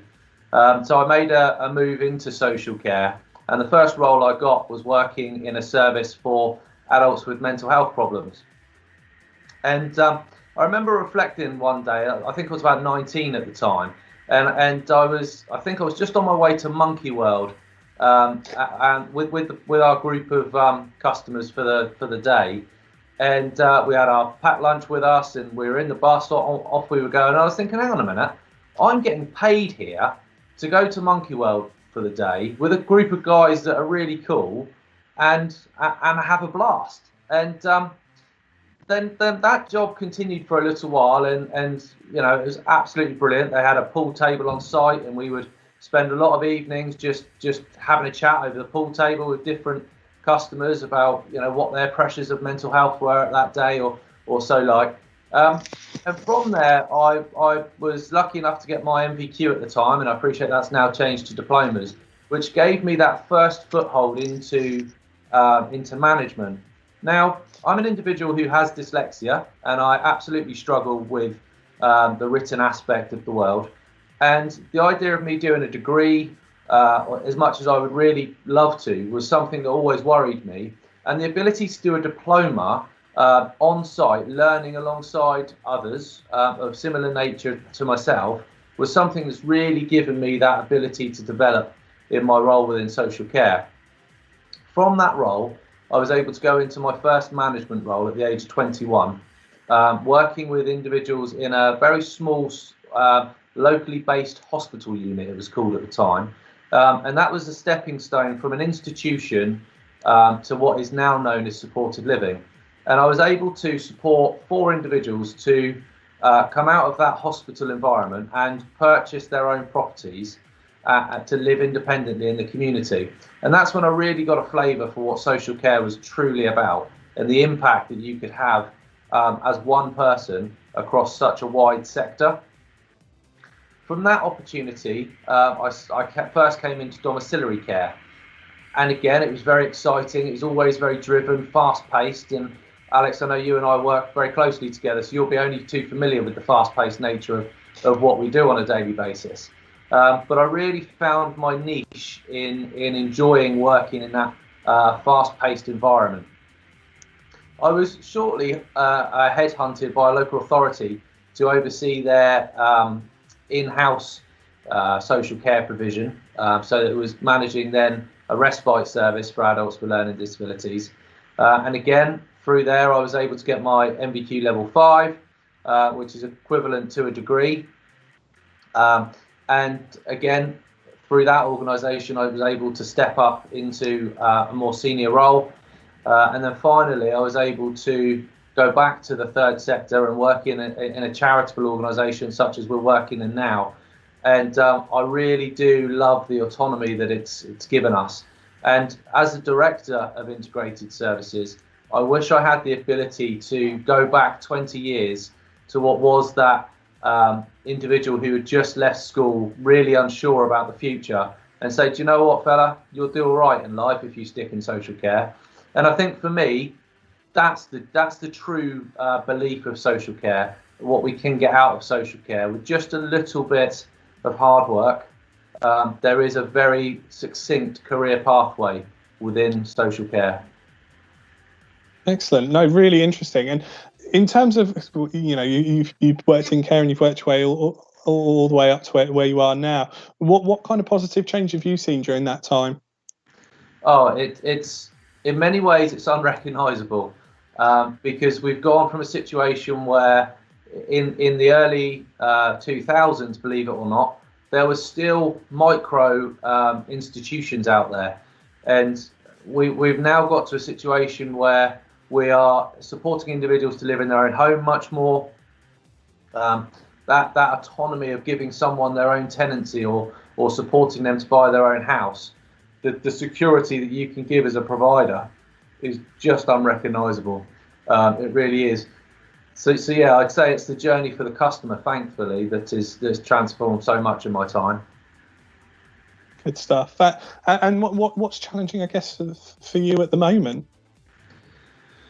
Well, staffing, as always, because we just can't get enough staff to facilitate all the needs of the customers that are across the whole of the Southampton region at the moment. So within the Southampton region, we work very closely with the local authorities, and I see their list of customers who require support almost on a daily basis. And I know that if we were able just to get X number more staff, we would be able to help more people. And it's not just about help. That's a really important point. It's not just about help. It's about support as well. So getting that right balance between those customers who need care and those customers who need support are two very, very different skill sets. And Alex, I know you're very attuned to picking up the right candidate for that right niche when we need to recruit. So yeah, I would say that's the challenge right now. I wonder if Nathan back in the studio has had any questions come through that might be directed at someone that has gone through the career pathway that you've got. Nathan, has anything come through that would be sort of applicable to Ricky? What Danny has messaged in is to say lots have talked today about having or entering a career in care, but where would I go to find more information and resources so I know it is something for me? Is there anything on a kind of a national scale or maybe more specifically a local scale? Because I know we've got the amazing Proud to Care campaign in parts of the country, but for people maybe wanting to get a feel for it or maybe reach out to potential employers to get the ball rolling, are there any resources you can signpost to? Yeah, excellent. Thank you. Great question, Nathan. And thank you, Danny, for taking the time to message in today. So the first place I would go to find a good provider to come and work for is the CQC website. All of the organisations that I've mentioned earlier on and sectors I've mentioned are normally regulated by the CQC website. That will give you a really good idea of how organisations treat their staff, look after their staff, as well as how they look after their customers as well. So that would be the first place I'd go. From there, to look at it from a local level as well as a national level, if you go to the Skills for Care website, there's a map, the geographical map there, which you can really hone down into your local area to get an idea of what the average pay should be, what the average length of time someone works in the sector would be. And it gives you some real good detail, so you can then go away and look for a provider that is at least meeting that level of care. And then the final place, if you really wanted to get a bit of a litmus test, it's a little bit like TripAdvisor, but if you go to homecare.co.uk, you'll be able to look for the provider on there, and that's an opportunity for carers and customers to leave reviews on the site, which are totally independent of us, and it gives you a real good flavour for the type of organisation that you could be working for. Great stuff. Ricky, we're out of time. Thank you so much for joining us on Chaos TV and taking part in the Care Roadshow today. Thank you very much. Stay tuned. We are going to be taking a closer look at staying safe in care. That's coming up. We've got Teresa and Becky joining us, so stay tuned. Here's a little break.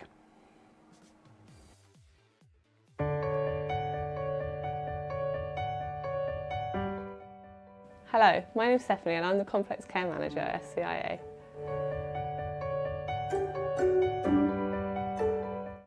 So the highlight of working for SCA so far has been building my team, the complex care team, and building on the customers that we support, and seeing them really achieve their goals, and supporting an individual.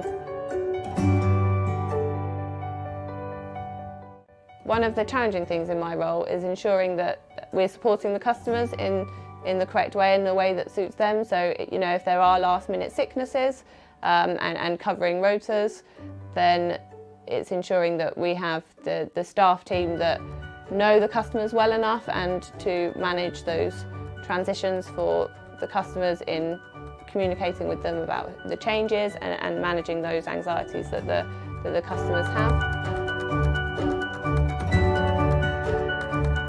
Yeah, so getting that initial assessment for the customer and then,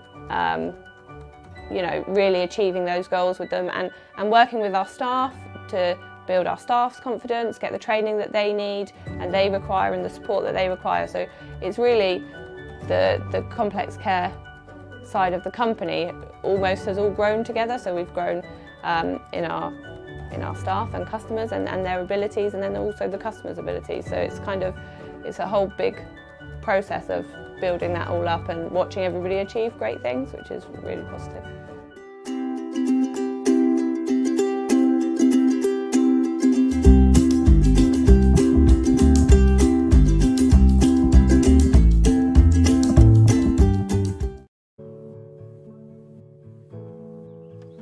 As a Home Instead caregiver, for everything that I give, I get so much in return. Hearing all of Stanley's stories about his home and everything that he's learned over the years reminds me that this is as much for him as it is for me. Join our family of Home Instead caregivers and help make a world of difference. Home Instead Senior Care. Apply today.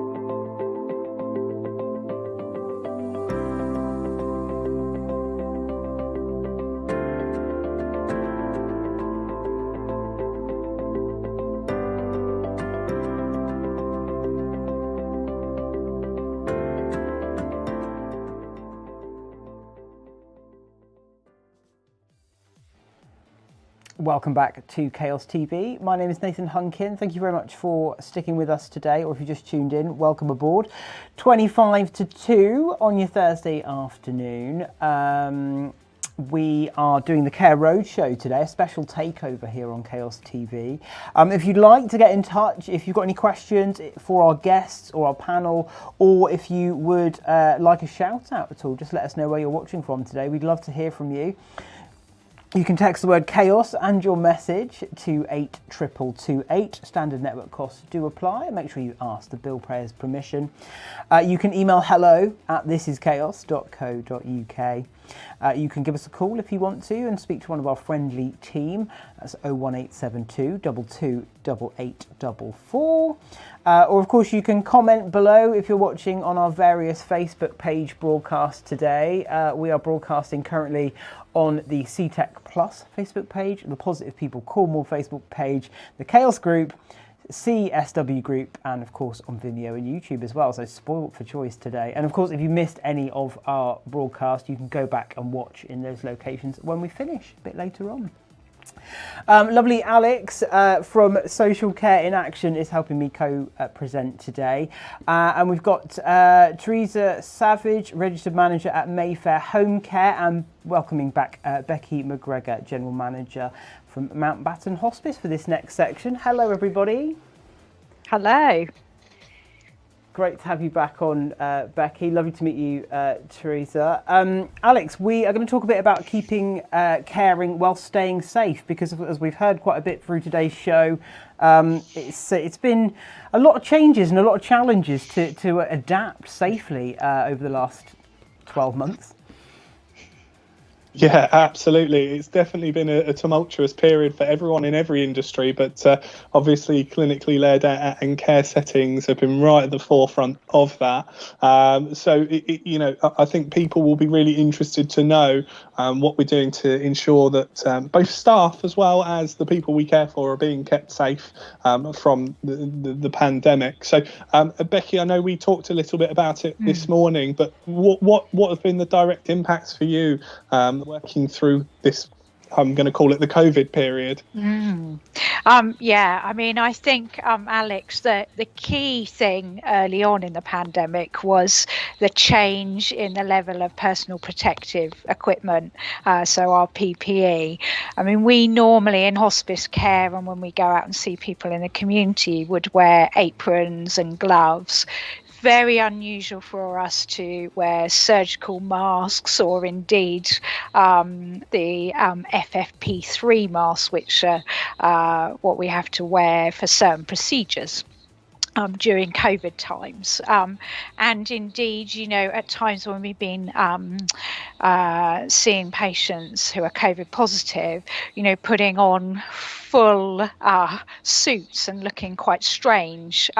So that's all really unusual for us in hospice care. So in those early days, as the Public Health England guidance was changing, we were needing to adapt accordingly to, obviously keep both our patients and our visitors, families, and our staff and volunteers safe. So there was a little flurry of activity, I think it's fair to say, in ensuring that we were able to do that. And it was at a time that, of course, every health and social care organisation was trying to get hold of the same equipment. So there's no doubt there was a challenge early on, and we've learned from that, definitely. And now we hold a 6 month stock of PPE, the key bits. So that was a big challenge for us in the beginning. It's now we very much manage that, being in a new way of working at the moment. I mean, we were creative. We got PPE from Moldova, China, and we've more latterly been supported by the sort of umbrella organisation of hospices called Hospice UK. So they've had some central PPE sent to them, and we get a weekly drop from them as well. So yeah, we've even had members of the community in the early days dropping off bits of PPE and local businesses and stuff, so which was amazing. Yeah, I think I was saying earlier in the show that we had a local distillery who, instead of creating gin, dropped in a load of alcohol gel, which obviously at that time was amazing. They also dropped 6 bottles of gin, but which was helpful in other ways. But of course, absolutely. Teresa, really good to talk to you. Really good to speak to you today. I guess kind of the same sort of question for you. What challenges have you had to overcome? I'm sorry, Teresa, I can't hear you, I'm afraid. Is the changing on the policies of what PPE we were meant to be wearing? Oh, I think Teresa's very quiet there. Very quiet. Okay. Becky, I'll come to you while we try and sort out Teresa's sound, if that's okay. Yeah, fine. So, one of the things that I'm really interested in is what kind of, we all have infection control training and measures in place, but what additional training have you had to give your staff to make sure that they are able to deliver safely and effectively in the community? So very much, Alex, we, as Public Health England guidance changed or was updated, we did some on-the-job training with both our staff and our volunteers. And regularly we're keeping an eye on, are people doing the right thing? And that was, from what we need to wear, but also how we put it on, how we take it off, how we dispose of, all those sorts of things. And some of those things changed a little bit through the pandemic. I think we're probably in a stage now, although a second lockdown and clearly numbers increasing, that's almost become sort of business as usual, dare I say. Hopefully not business as usual forever, but at this time. Excellent. Teresa, let's see if we can hear you now. Give it a try. Can you hear me? Alex, I think what we're going to do is we'll just cut to a little tiny break so we can see if we can sort out Teresa's microphone, because we want to hear from you. We see your lovely face, but we can't hear you. And we'll come straight back. I'm not very good at lip reading, I'm afraid. Stay tuned.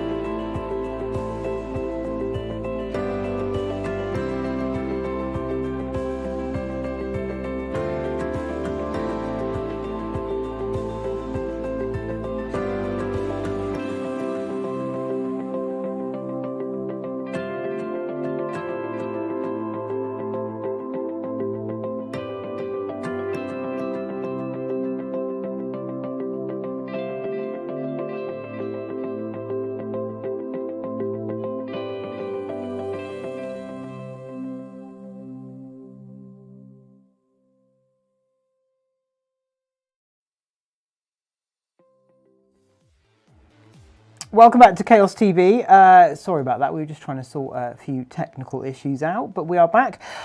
Keep your messages coming in this afternoon. Rocky has been on to say, I'm watching in Southampton. This has been a great day. I've related so much back to the care my grandparents are currently receiving. Please could you give them a shout out, Patricia and Stanley in Portsmouth. They're almost 100 years old. Wow. Well, thank you very much for Rocky, and big shout out to those guys as well. Alex, back over to you. We're talking keep caring and staying safe. Yes, so I know I understand we're still trying to deal with some issues with Teresa's sound, so I'll come back to you in a moment. But Becky, one of the things that I've certainly found really interesting is how you maintain social distancing in someone's home. So what are you guys using as your policies and guidance in order to make sure that you do maintain that sort of distance at the moment? I think it's actually very difficult to maintain 2 meters when you're caring for someone at home, and actually you can't, especially when you're doing personal care. So that's why our staff are out in the personal protective equipment to enable them to be close up to patients that they're caring for. Obviously where they can maintain that social distancing, then absolutely, but certainly when you're doing personal care, you're really close to people, and that's right and proper. So that's where the personal protective equipment, the PPE, comes into its own, because that then keeps our staff as well as our patients as safe as possible.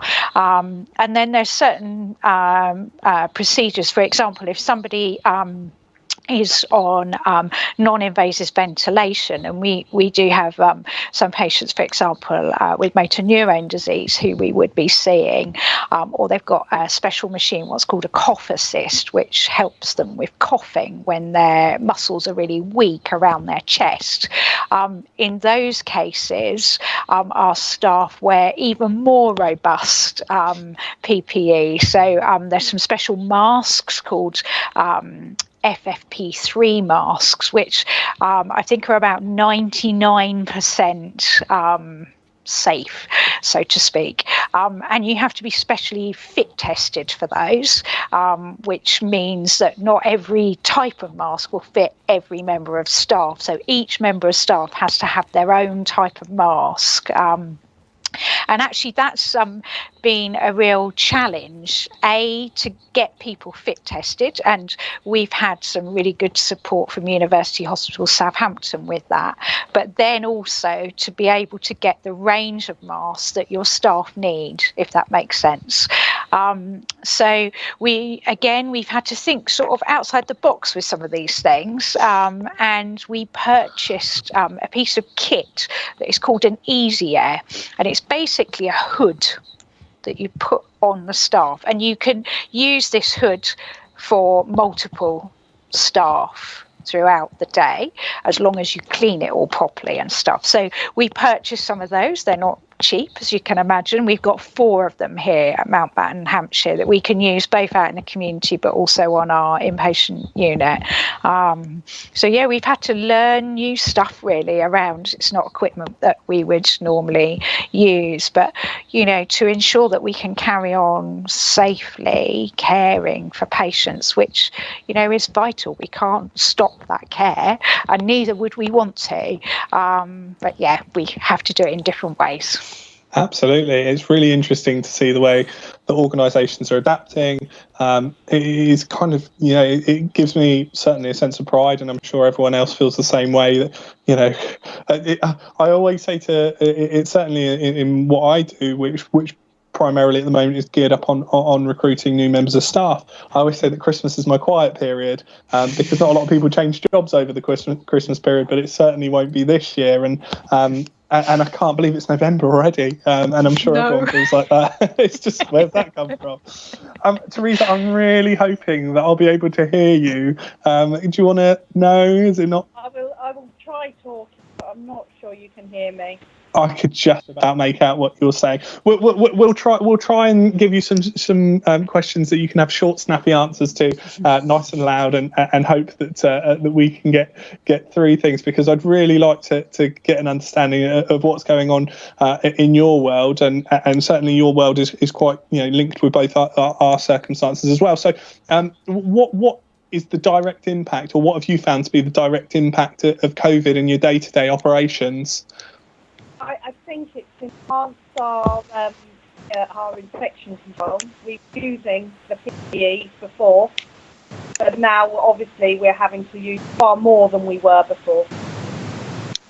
Right, so a lot more use of PPE, and I'm assuming as well, the struggle to get your PPE in the first place when we were all having difficulties. And I've heard lots of stories throughout the day of happy accidents of how people have managed to source their PPE.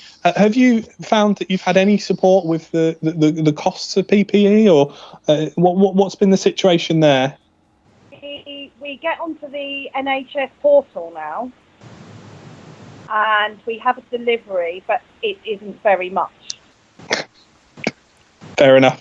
Okay, no worries. And one of the things I'll go to Becky first of all, that we've touched upon earlier in the day is obviously the pandemic has really affected everyone, but it's not just affected the clients, the people that we support, the vulnerable adults and the vulnerable young people that we're out there helping, but it really directly impacts our staff. So have you found your staff coping in their circumstances, and how do you maintain protecting their well-being, both physically but emotionally as well?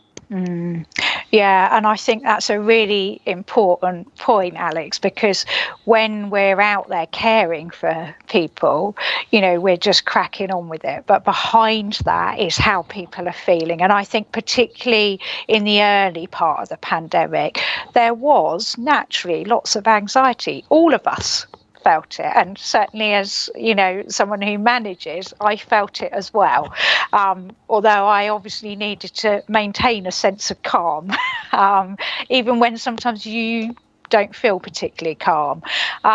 So I think it has been, and then of course there were some staff who had to shield. So some of our direct clinical staff had to be sent home. Some of them were able to work from home, but many of our clinical staff, it was quite challenging for them to be able to work from home when they normally deliver direct care.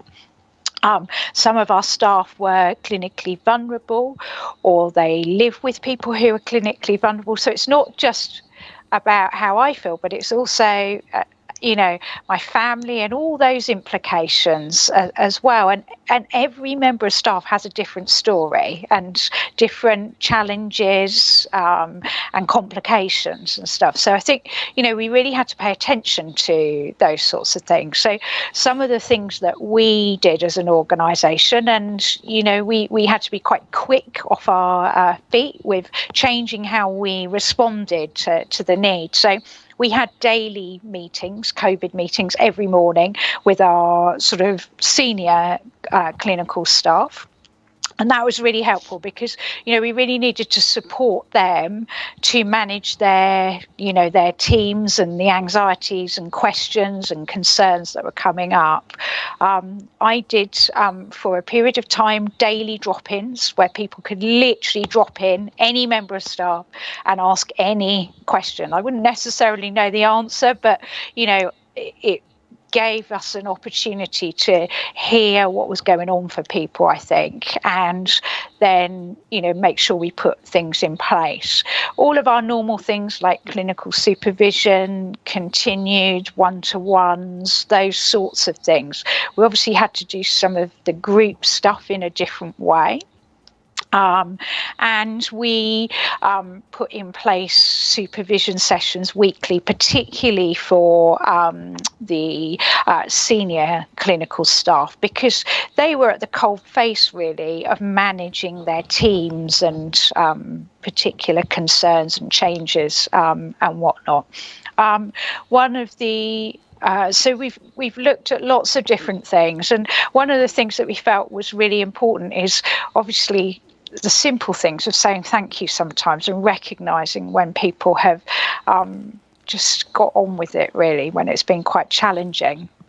And we sent all of our staff hampers a number of weeks ago, just as a thank you. I mean, it's a small token, but it's, you know, it's really important that we find ways to say thank you, particularly during this last period of time. And of course, we were expecting another lockdown and a second wave to hit at some time. So it's about how do we keep staff resilient, you know, right the way through this, because I think in the early days we may have naively thought this would go away quite quickly, but I think, you know, as time went on, it's quite clear that this is a long haul, really, isn't it?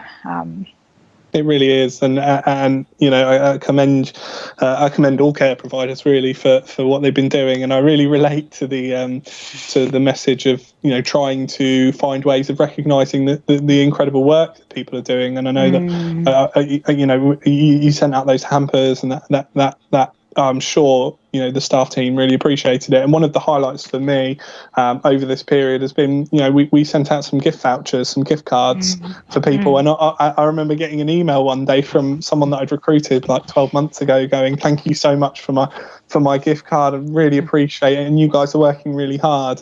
And you know, the staff teams really do understand how hard everyone is working. We're all coming together and having to deal with the same challenges and move incredibly quickly. So it's been really gratifying. Teresa, I'm gonna try one more time and hope we will just be about to hear you. I just wondered really what's been the most positive thing to have come out of the last 12 months for you, because it is a really unusual climate, and you know, there's been, I think we've all experienced negative aspects of what's happened, but I think there's been some really positive change, and I'm sure you've got some really good examples of that positive change. I think we've got more recognition for what we do. We especially, like, we were out on the Thursday nights and fapping. A lot of people have recognised that we are doing what they thought we were out there, which has been really nice to see, because it's been keeping together. And even now, people will stop us in the street and thank us for what we're doing. Yeah, absolutely. I think the recognition of the care industry as a whole, not just, you know, the clinically led care industry, but the social care industry. We've probably been right at the front of it, going, you know, we you know, these people work incredibly hard every hour of the day, because care doesn't sleep. Care doesn't get Christmas off. The 25th of December is not Christmas Day in care, it's Friday. So, you know, it absolutely is a testament to, you know, hopefully a changing attitude around the country and worldwide about the importance of it. And I've said it a couple of times today, but, you know, there will be very few people that will never have some aspect of care in their lives, whether that's care for themselves or care for a loved one, or them caring for someone. So, you know, it is of paramount importance that we recognise that, and I hope it's the start of a changing shift in attitudes. And I'm certainly on the ground seeing a difference. Hopefully that's for the long term and not the short haul. And I'm sure everyone would agree. Just checking back in with Nathan, just wondering if there's been any questions that might be directed at Becky or Teresa, and we'll try our best to hear you, Teresa, I promise. I think what I would like to ask Alex, and this is maybe a question for Becky, is I think from somebody who maybe doesn't have that much knowledge or understanding or experience of the logistics of delivering care, and we're talking about, you know, being safe at the moment and delivering it in a really safe way.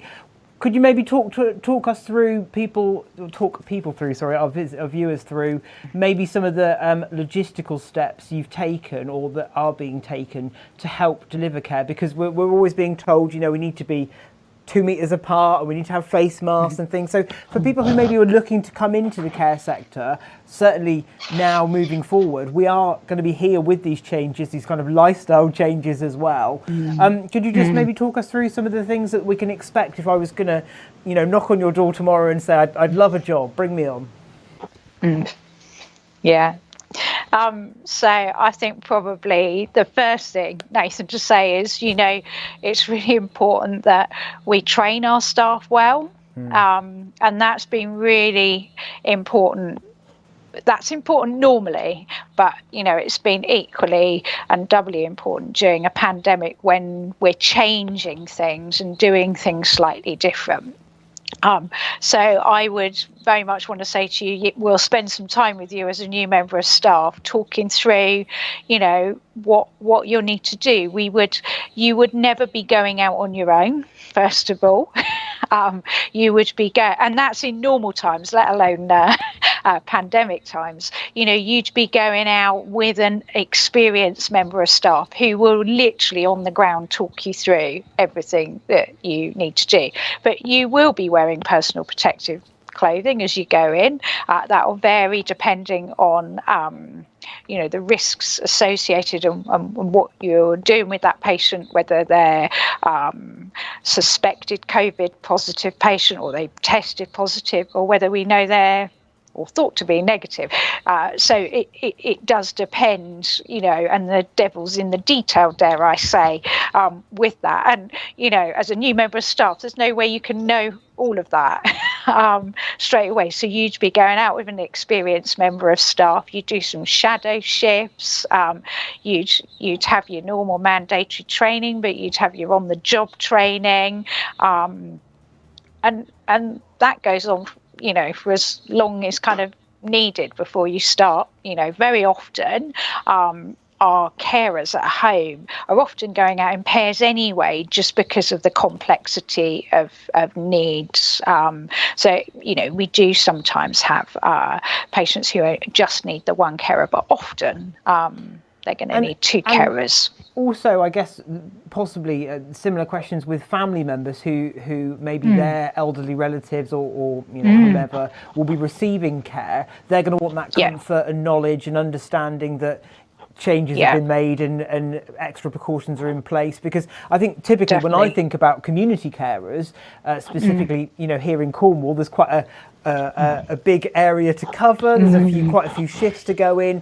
So I mean, how's that being managed?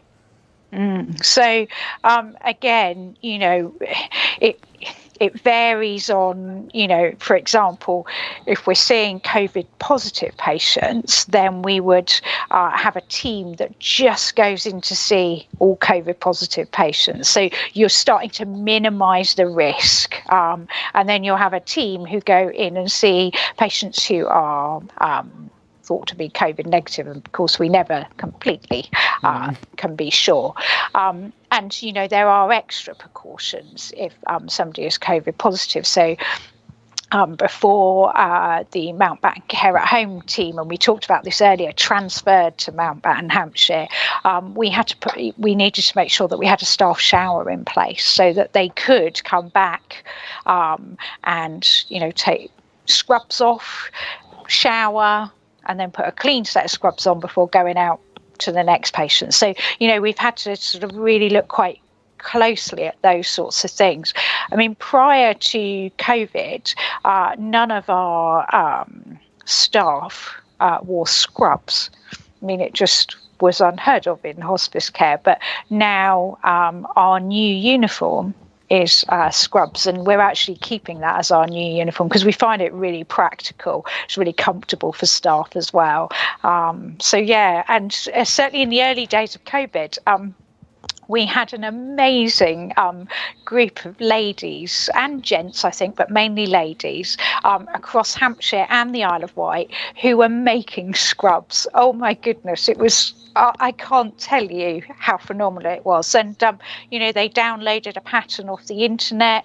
They asked us what material it needed to be made out of, what colour. And to be fair, there were only certain colours and materials they could get their hands on, because material supplies dried up as well, believe it or not, in the early days of COVID. So this amazing group, and there were a couple of different groups who really supported us with that. And I mean, it was just phenomenal. I can't tell you. And Teresa, I know we can't hear you, but I'm sure you would probably agree with what Becky's saying. It's been a similar experience for you and your team.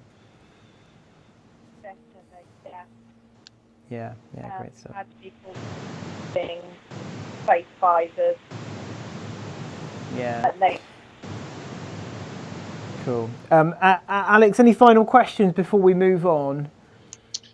I really, like I said previously, I'm so proud of all the things that we are all collectively doing, and this is the weirdest experience of my life. Being remote from everyone and having to deliver care. Whilst everything is winding down and we're winding up, but I think the one thing that I would extend to all your teams is, congratulations first of all for continuing on in this period, and obviously we'll continue to do so. But really good to talk to you. Sorry we couldn't hear you, Teresa. I'm sure your voice is beautiful. But Becky, really lovely insight, and I'm sure if we're able to do this again, Teresa, we'll be able to sort out your microphone so we can all hear your dulcet tones. But yeah, no, really good to speak to you all. Great stuff. Thank you very much, guys. Okay, when we come back after a little break, we are going to take a little bit of a closer look, actually, at some footage that Mayfair Care Homes have sent us. And also, we're going to be playing a little interview when I spoke to Heather, who has recently put a family member into care and wanted to share her experiences. So that's coming up. Stay tuned.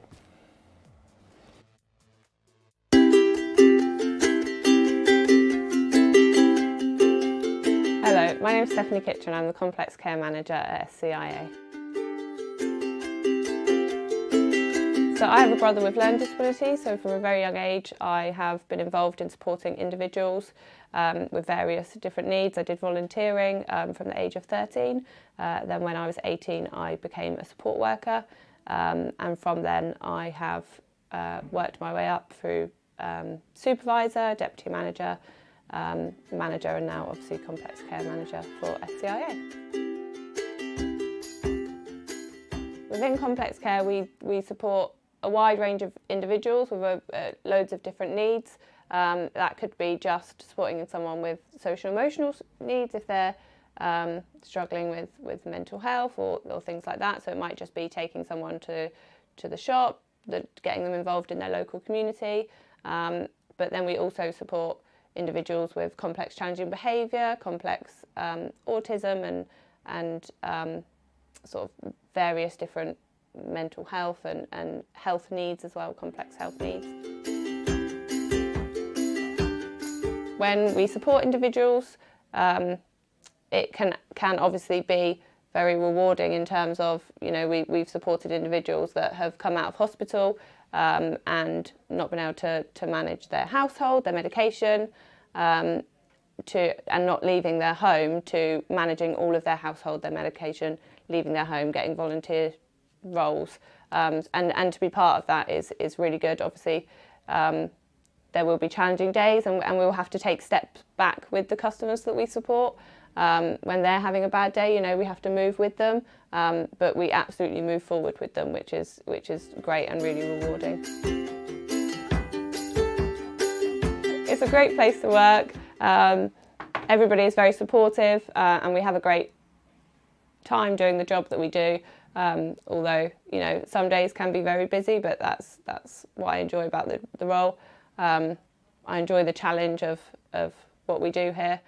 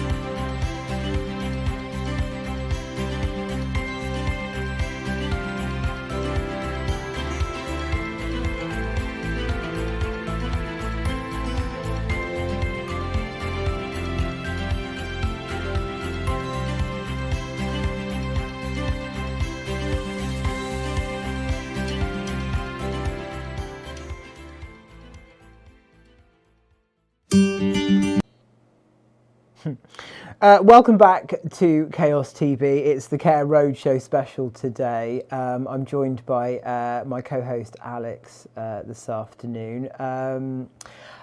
2020, the start of 2020, were you thinking TV presenter was in your job description?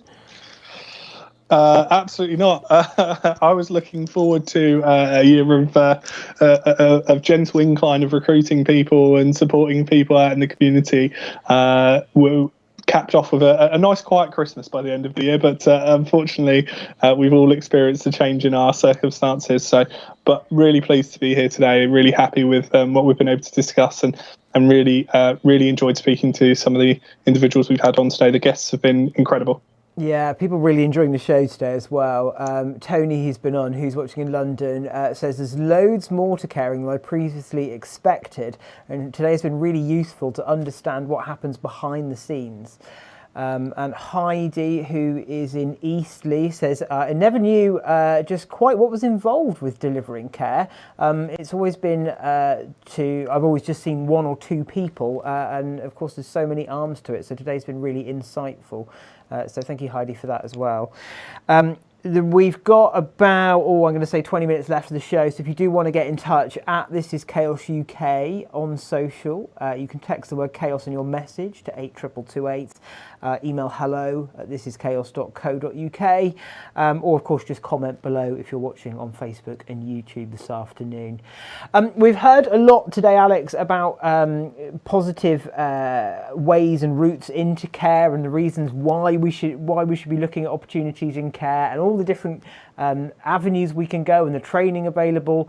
We're going to just take a look at an interview in a moment that I did with a lovely lady called Heather, who is kind of sharing her experiences from the other side. So she put her 91-year-old mother into a care home, and we kind of discussed on some of the apprehensions she might have had of doing that, because it can be quite a big step for people, can't it?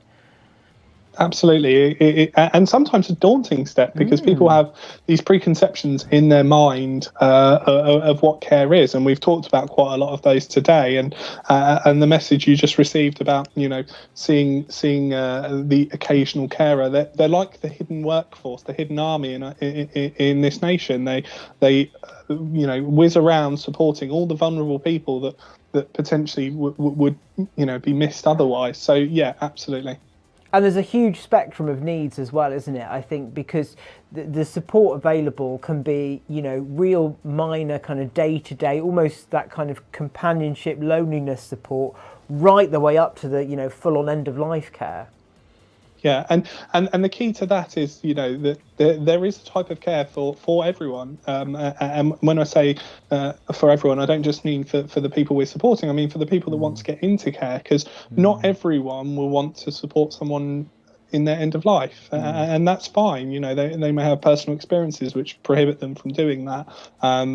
But equally, not everyone will want to just sit and be a companion. They'll want to feel like they're doing something a bit different, and that's not wrong either. We support individuals with learning disabilities, non-verbal, autistic people that are elderly, that are approaching the end of their life. We support people that have had brain injuries and spinal injuries, and people that have had traumatic circumstances come about where they've had a fairly I hesitate to use the word normal, because what is normal, but potentially has been in a road traffic accident and suddenly has a change in their abilities that's so dramatic. And that doesn't just affect them, that affects their family. And carers are at the core of making sure that person lives a happy and fulfilled life as much as they're able to. Yeah. It's about 5-6 minutes long. We recorded this yesterday, so let's take a look. So I'm joined now by Heather, who provides care for her 91-year-old mother. Hi, Heather. Hi, Nathan. Thank you for joining us on the show. How are you keeping? Are you well? I'm well, very well, thank you. Excellent stuff. So I've got a few questions for you today. How does having care make a difference to your day-to-day life? So providing care. Huge difference. Last year when Mum had her accident, I live at Petersfield, which is a good 25 miles from my mother.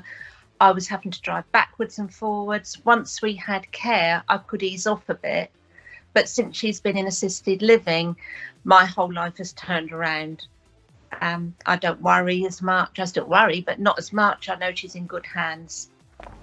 And was it difficult to think about other people looking after your mum? Did you have concerns about essentially, I guess, handing over to them and them looking after mum for a bit?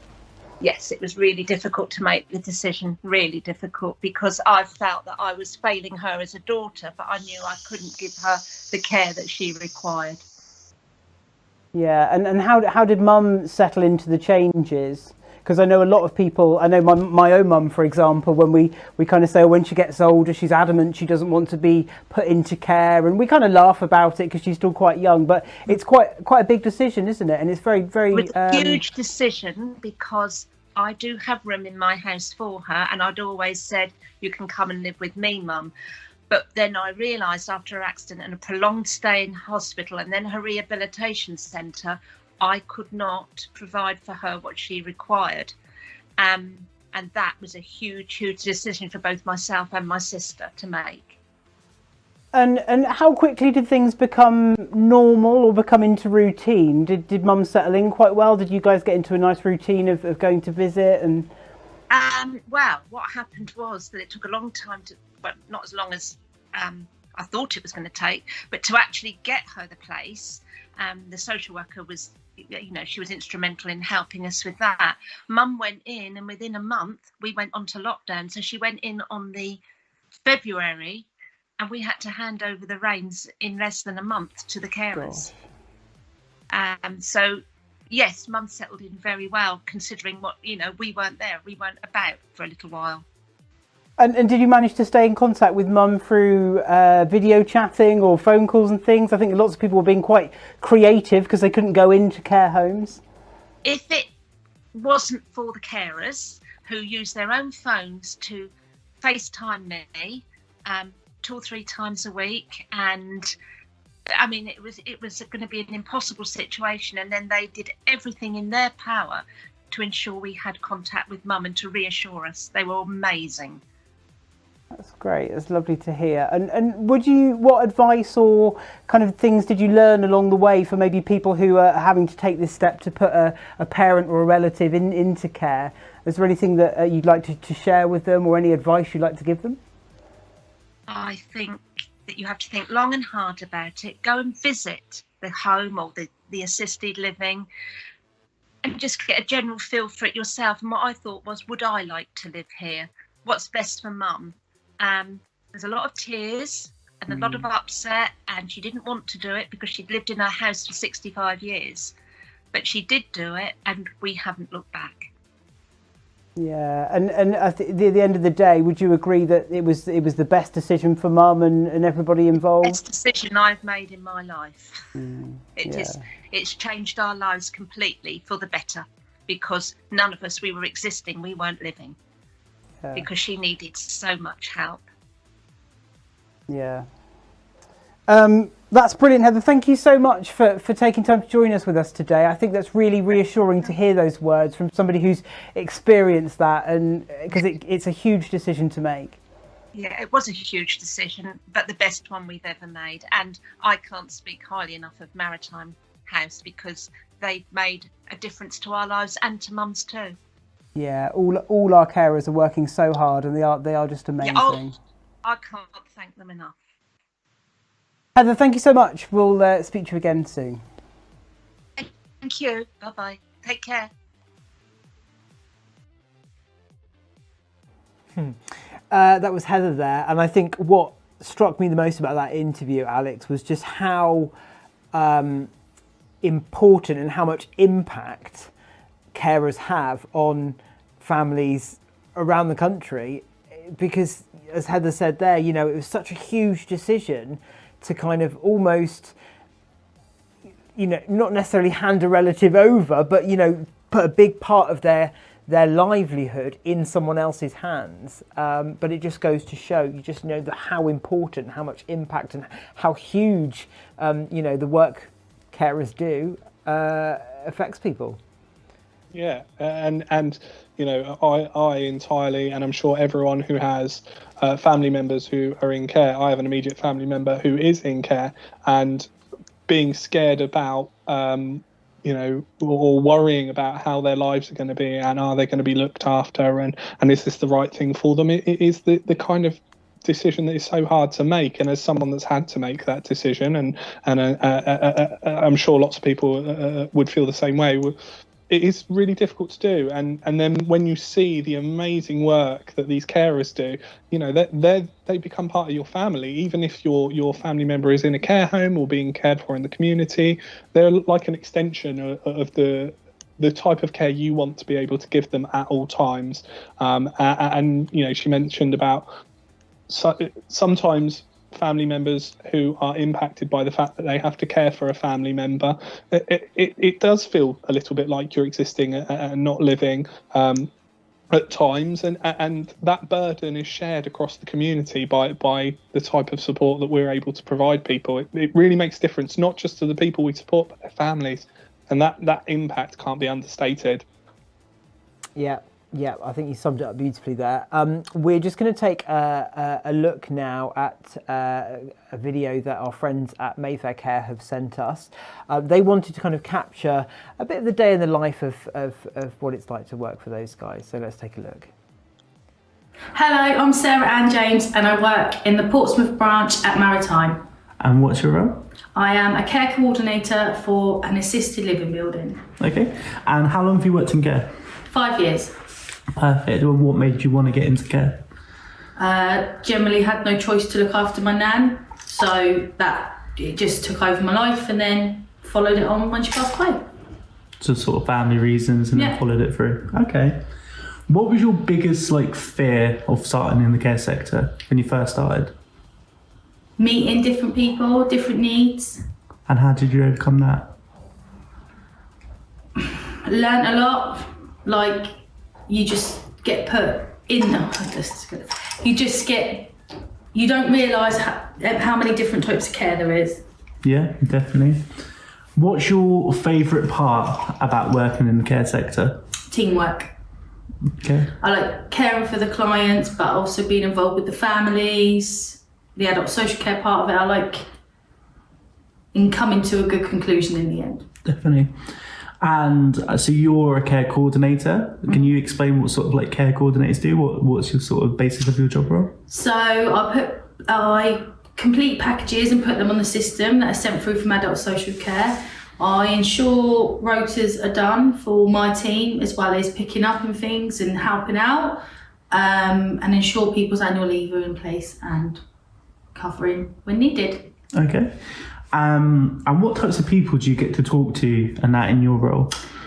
GPs, hospitals, cases change of package of care when they come home, changing needs, families, service users, concerned service users and their friends, depending, especially dealing with COVID and that, they've been very unsettled and you have to keep reassuring them that we're going to get through this and that. But yeah, staff. Perfect. And why did you want to apply for Mayfair those 5 years ago?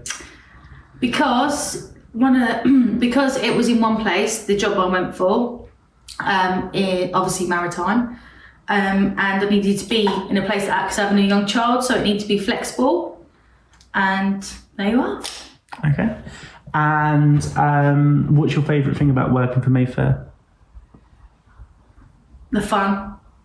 Okay. The fun bits, like the things we put on, like VE Day, and the hectic bits that make the service users enjoy what that, you know what I mean. Okay. Can you give me some more example stuff? So we've done VE Day, we've done... What else have we done? Birthday parties we've done. What else have we done? Quiz nights to raise money for our annual Christmas meal for all our service users in the community and the assisted living buildings. They're quite fun because everybody gets involved. Yeah. And lets their hair down, which is really good. Definitely. And if someone was looking to work in care, what sort of things would they expect to do on a day-to-day basis as a care worker? Well, personal care, medication, which is a big part of a carer's role. Even though we're just carers, we're not just carers, we are vital to the service users to ensure that they up, washed, dressed, fed, and their day-to-day mental and physical health. Okay. And for a lot of people, personal care is quite a daunting thing if they've never done it before. What would you say for someone that was a bit worried about doing personal care? Build a relationship with your service user first, always gain their consent, and then make a few jokes and let people relax with you, and always gain consent. Okay. And why should someone come work for Mayfair Home Care?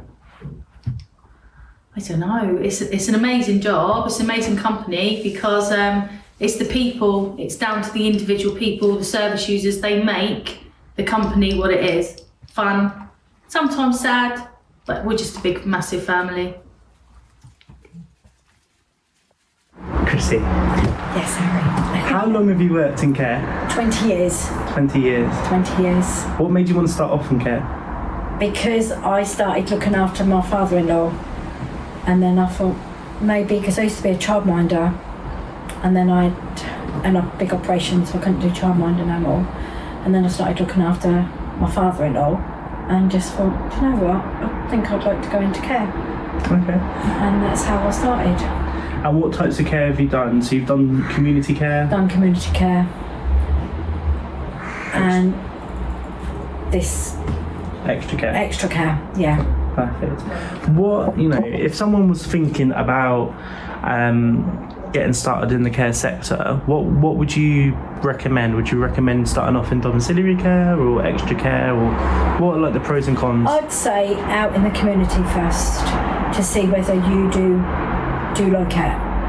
I think this kind of job you've got to be dedicated to it. You've got to want to do it.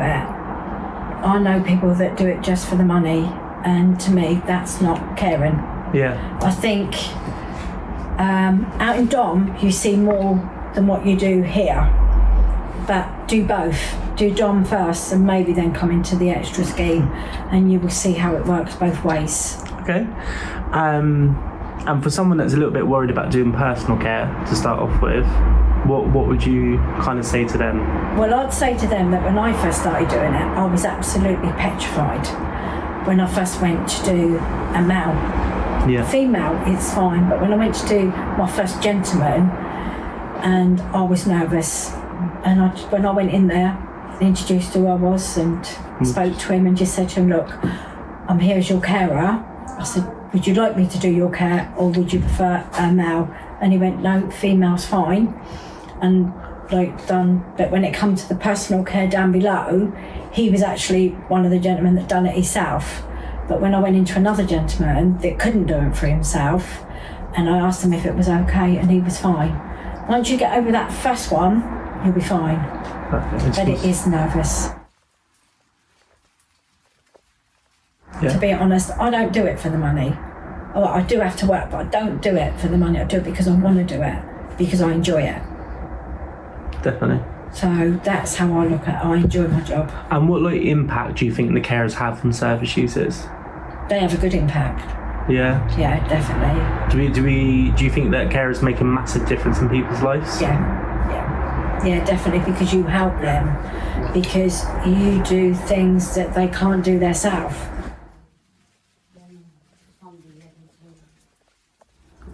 You've got an opportunity, and you give it to people that need your help, because they can't.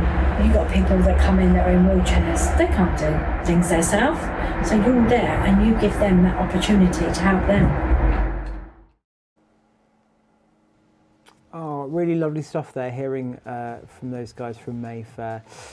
Alex, we've nearly come to the end of the show. I just want to kind of have a quick look back at what we've kind of done today. I mean, today was very much about, or is very much about, showcasing what it's like to work in the care industry, and very much sharing about why we all believe that it's such a rewarding industry to work within. We've heard from some really amazing people, and hopefully we've done that, you and I today, managed to pull that off. what are your kind of final thoughts or final kind of closing words? And I guess also, where can people get the support and information in joining it if we have inspired people today? Yeah, absolutely. So if people are thinking about this as an industry, obviously everyone that's spoken today would wholeheartedly encourage them to do so. From my point of view and from our organisation, you can go to sciagroup.co.uk and there's a job section there. But from a wider perspective, any of the employers that have been on today, I'm sure would be happy to receive an application or even just an inquiry. I'm always happy to receive a phone call from someone going, I'm thinking about this, but I'm not sure if it's right for me. And I'm always happy to have a conversation. I'm sure everyone else would feel the same way. But the other resource I would say was really useful is Skills for Care. Their website is incredible, gives you really good insight into what it's like to work in care. Obviously, they're available 24/7 because that's the nature of the internet and the wonder of the internet. And also, homecare.co.uk is a really good way of gauging a potential employer, looking at the reviews from both customers, family members, and the people that work there, and understand,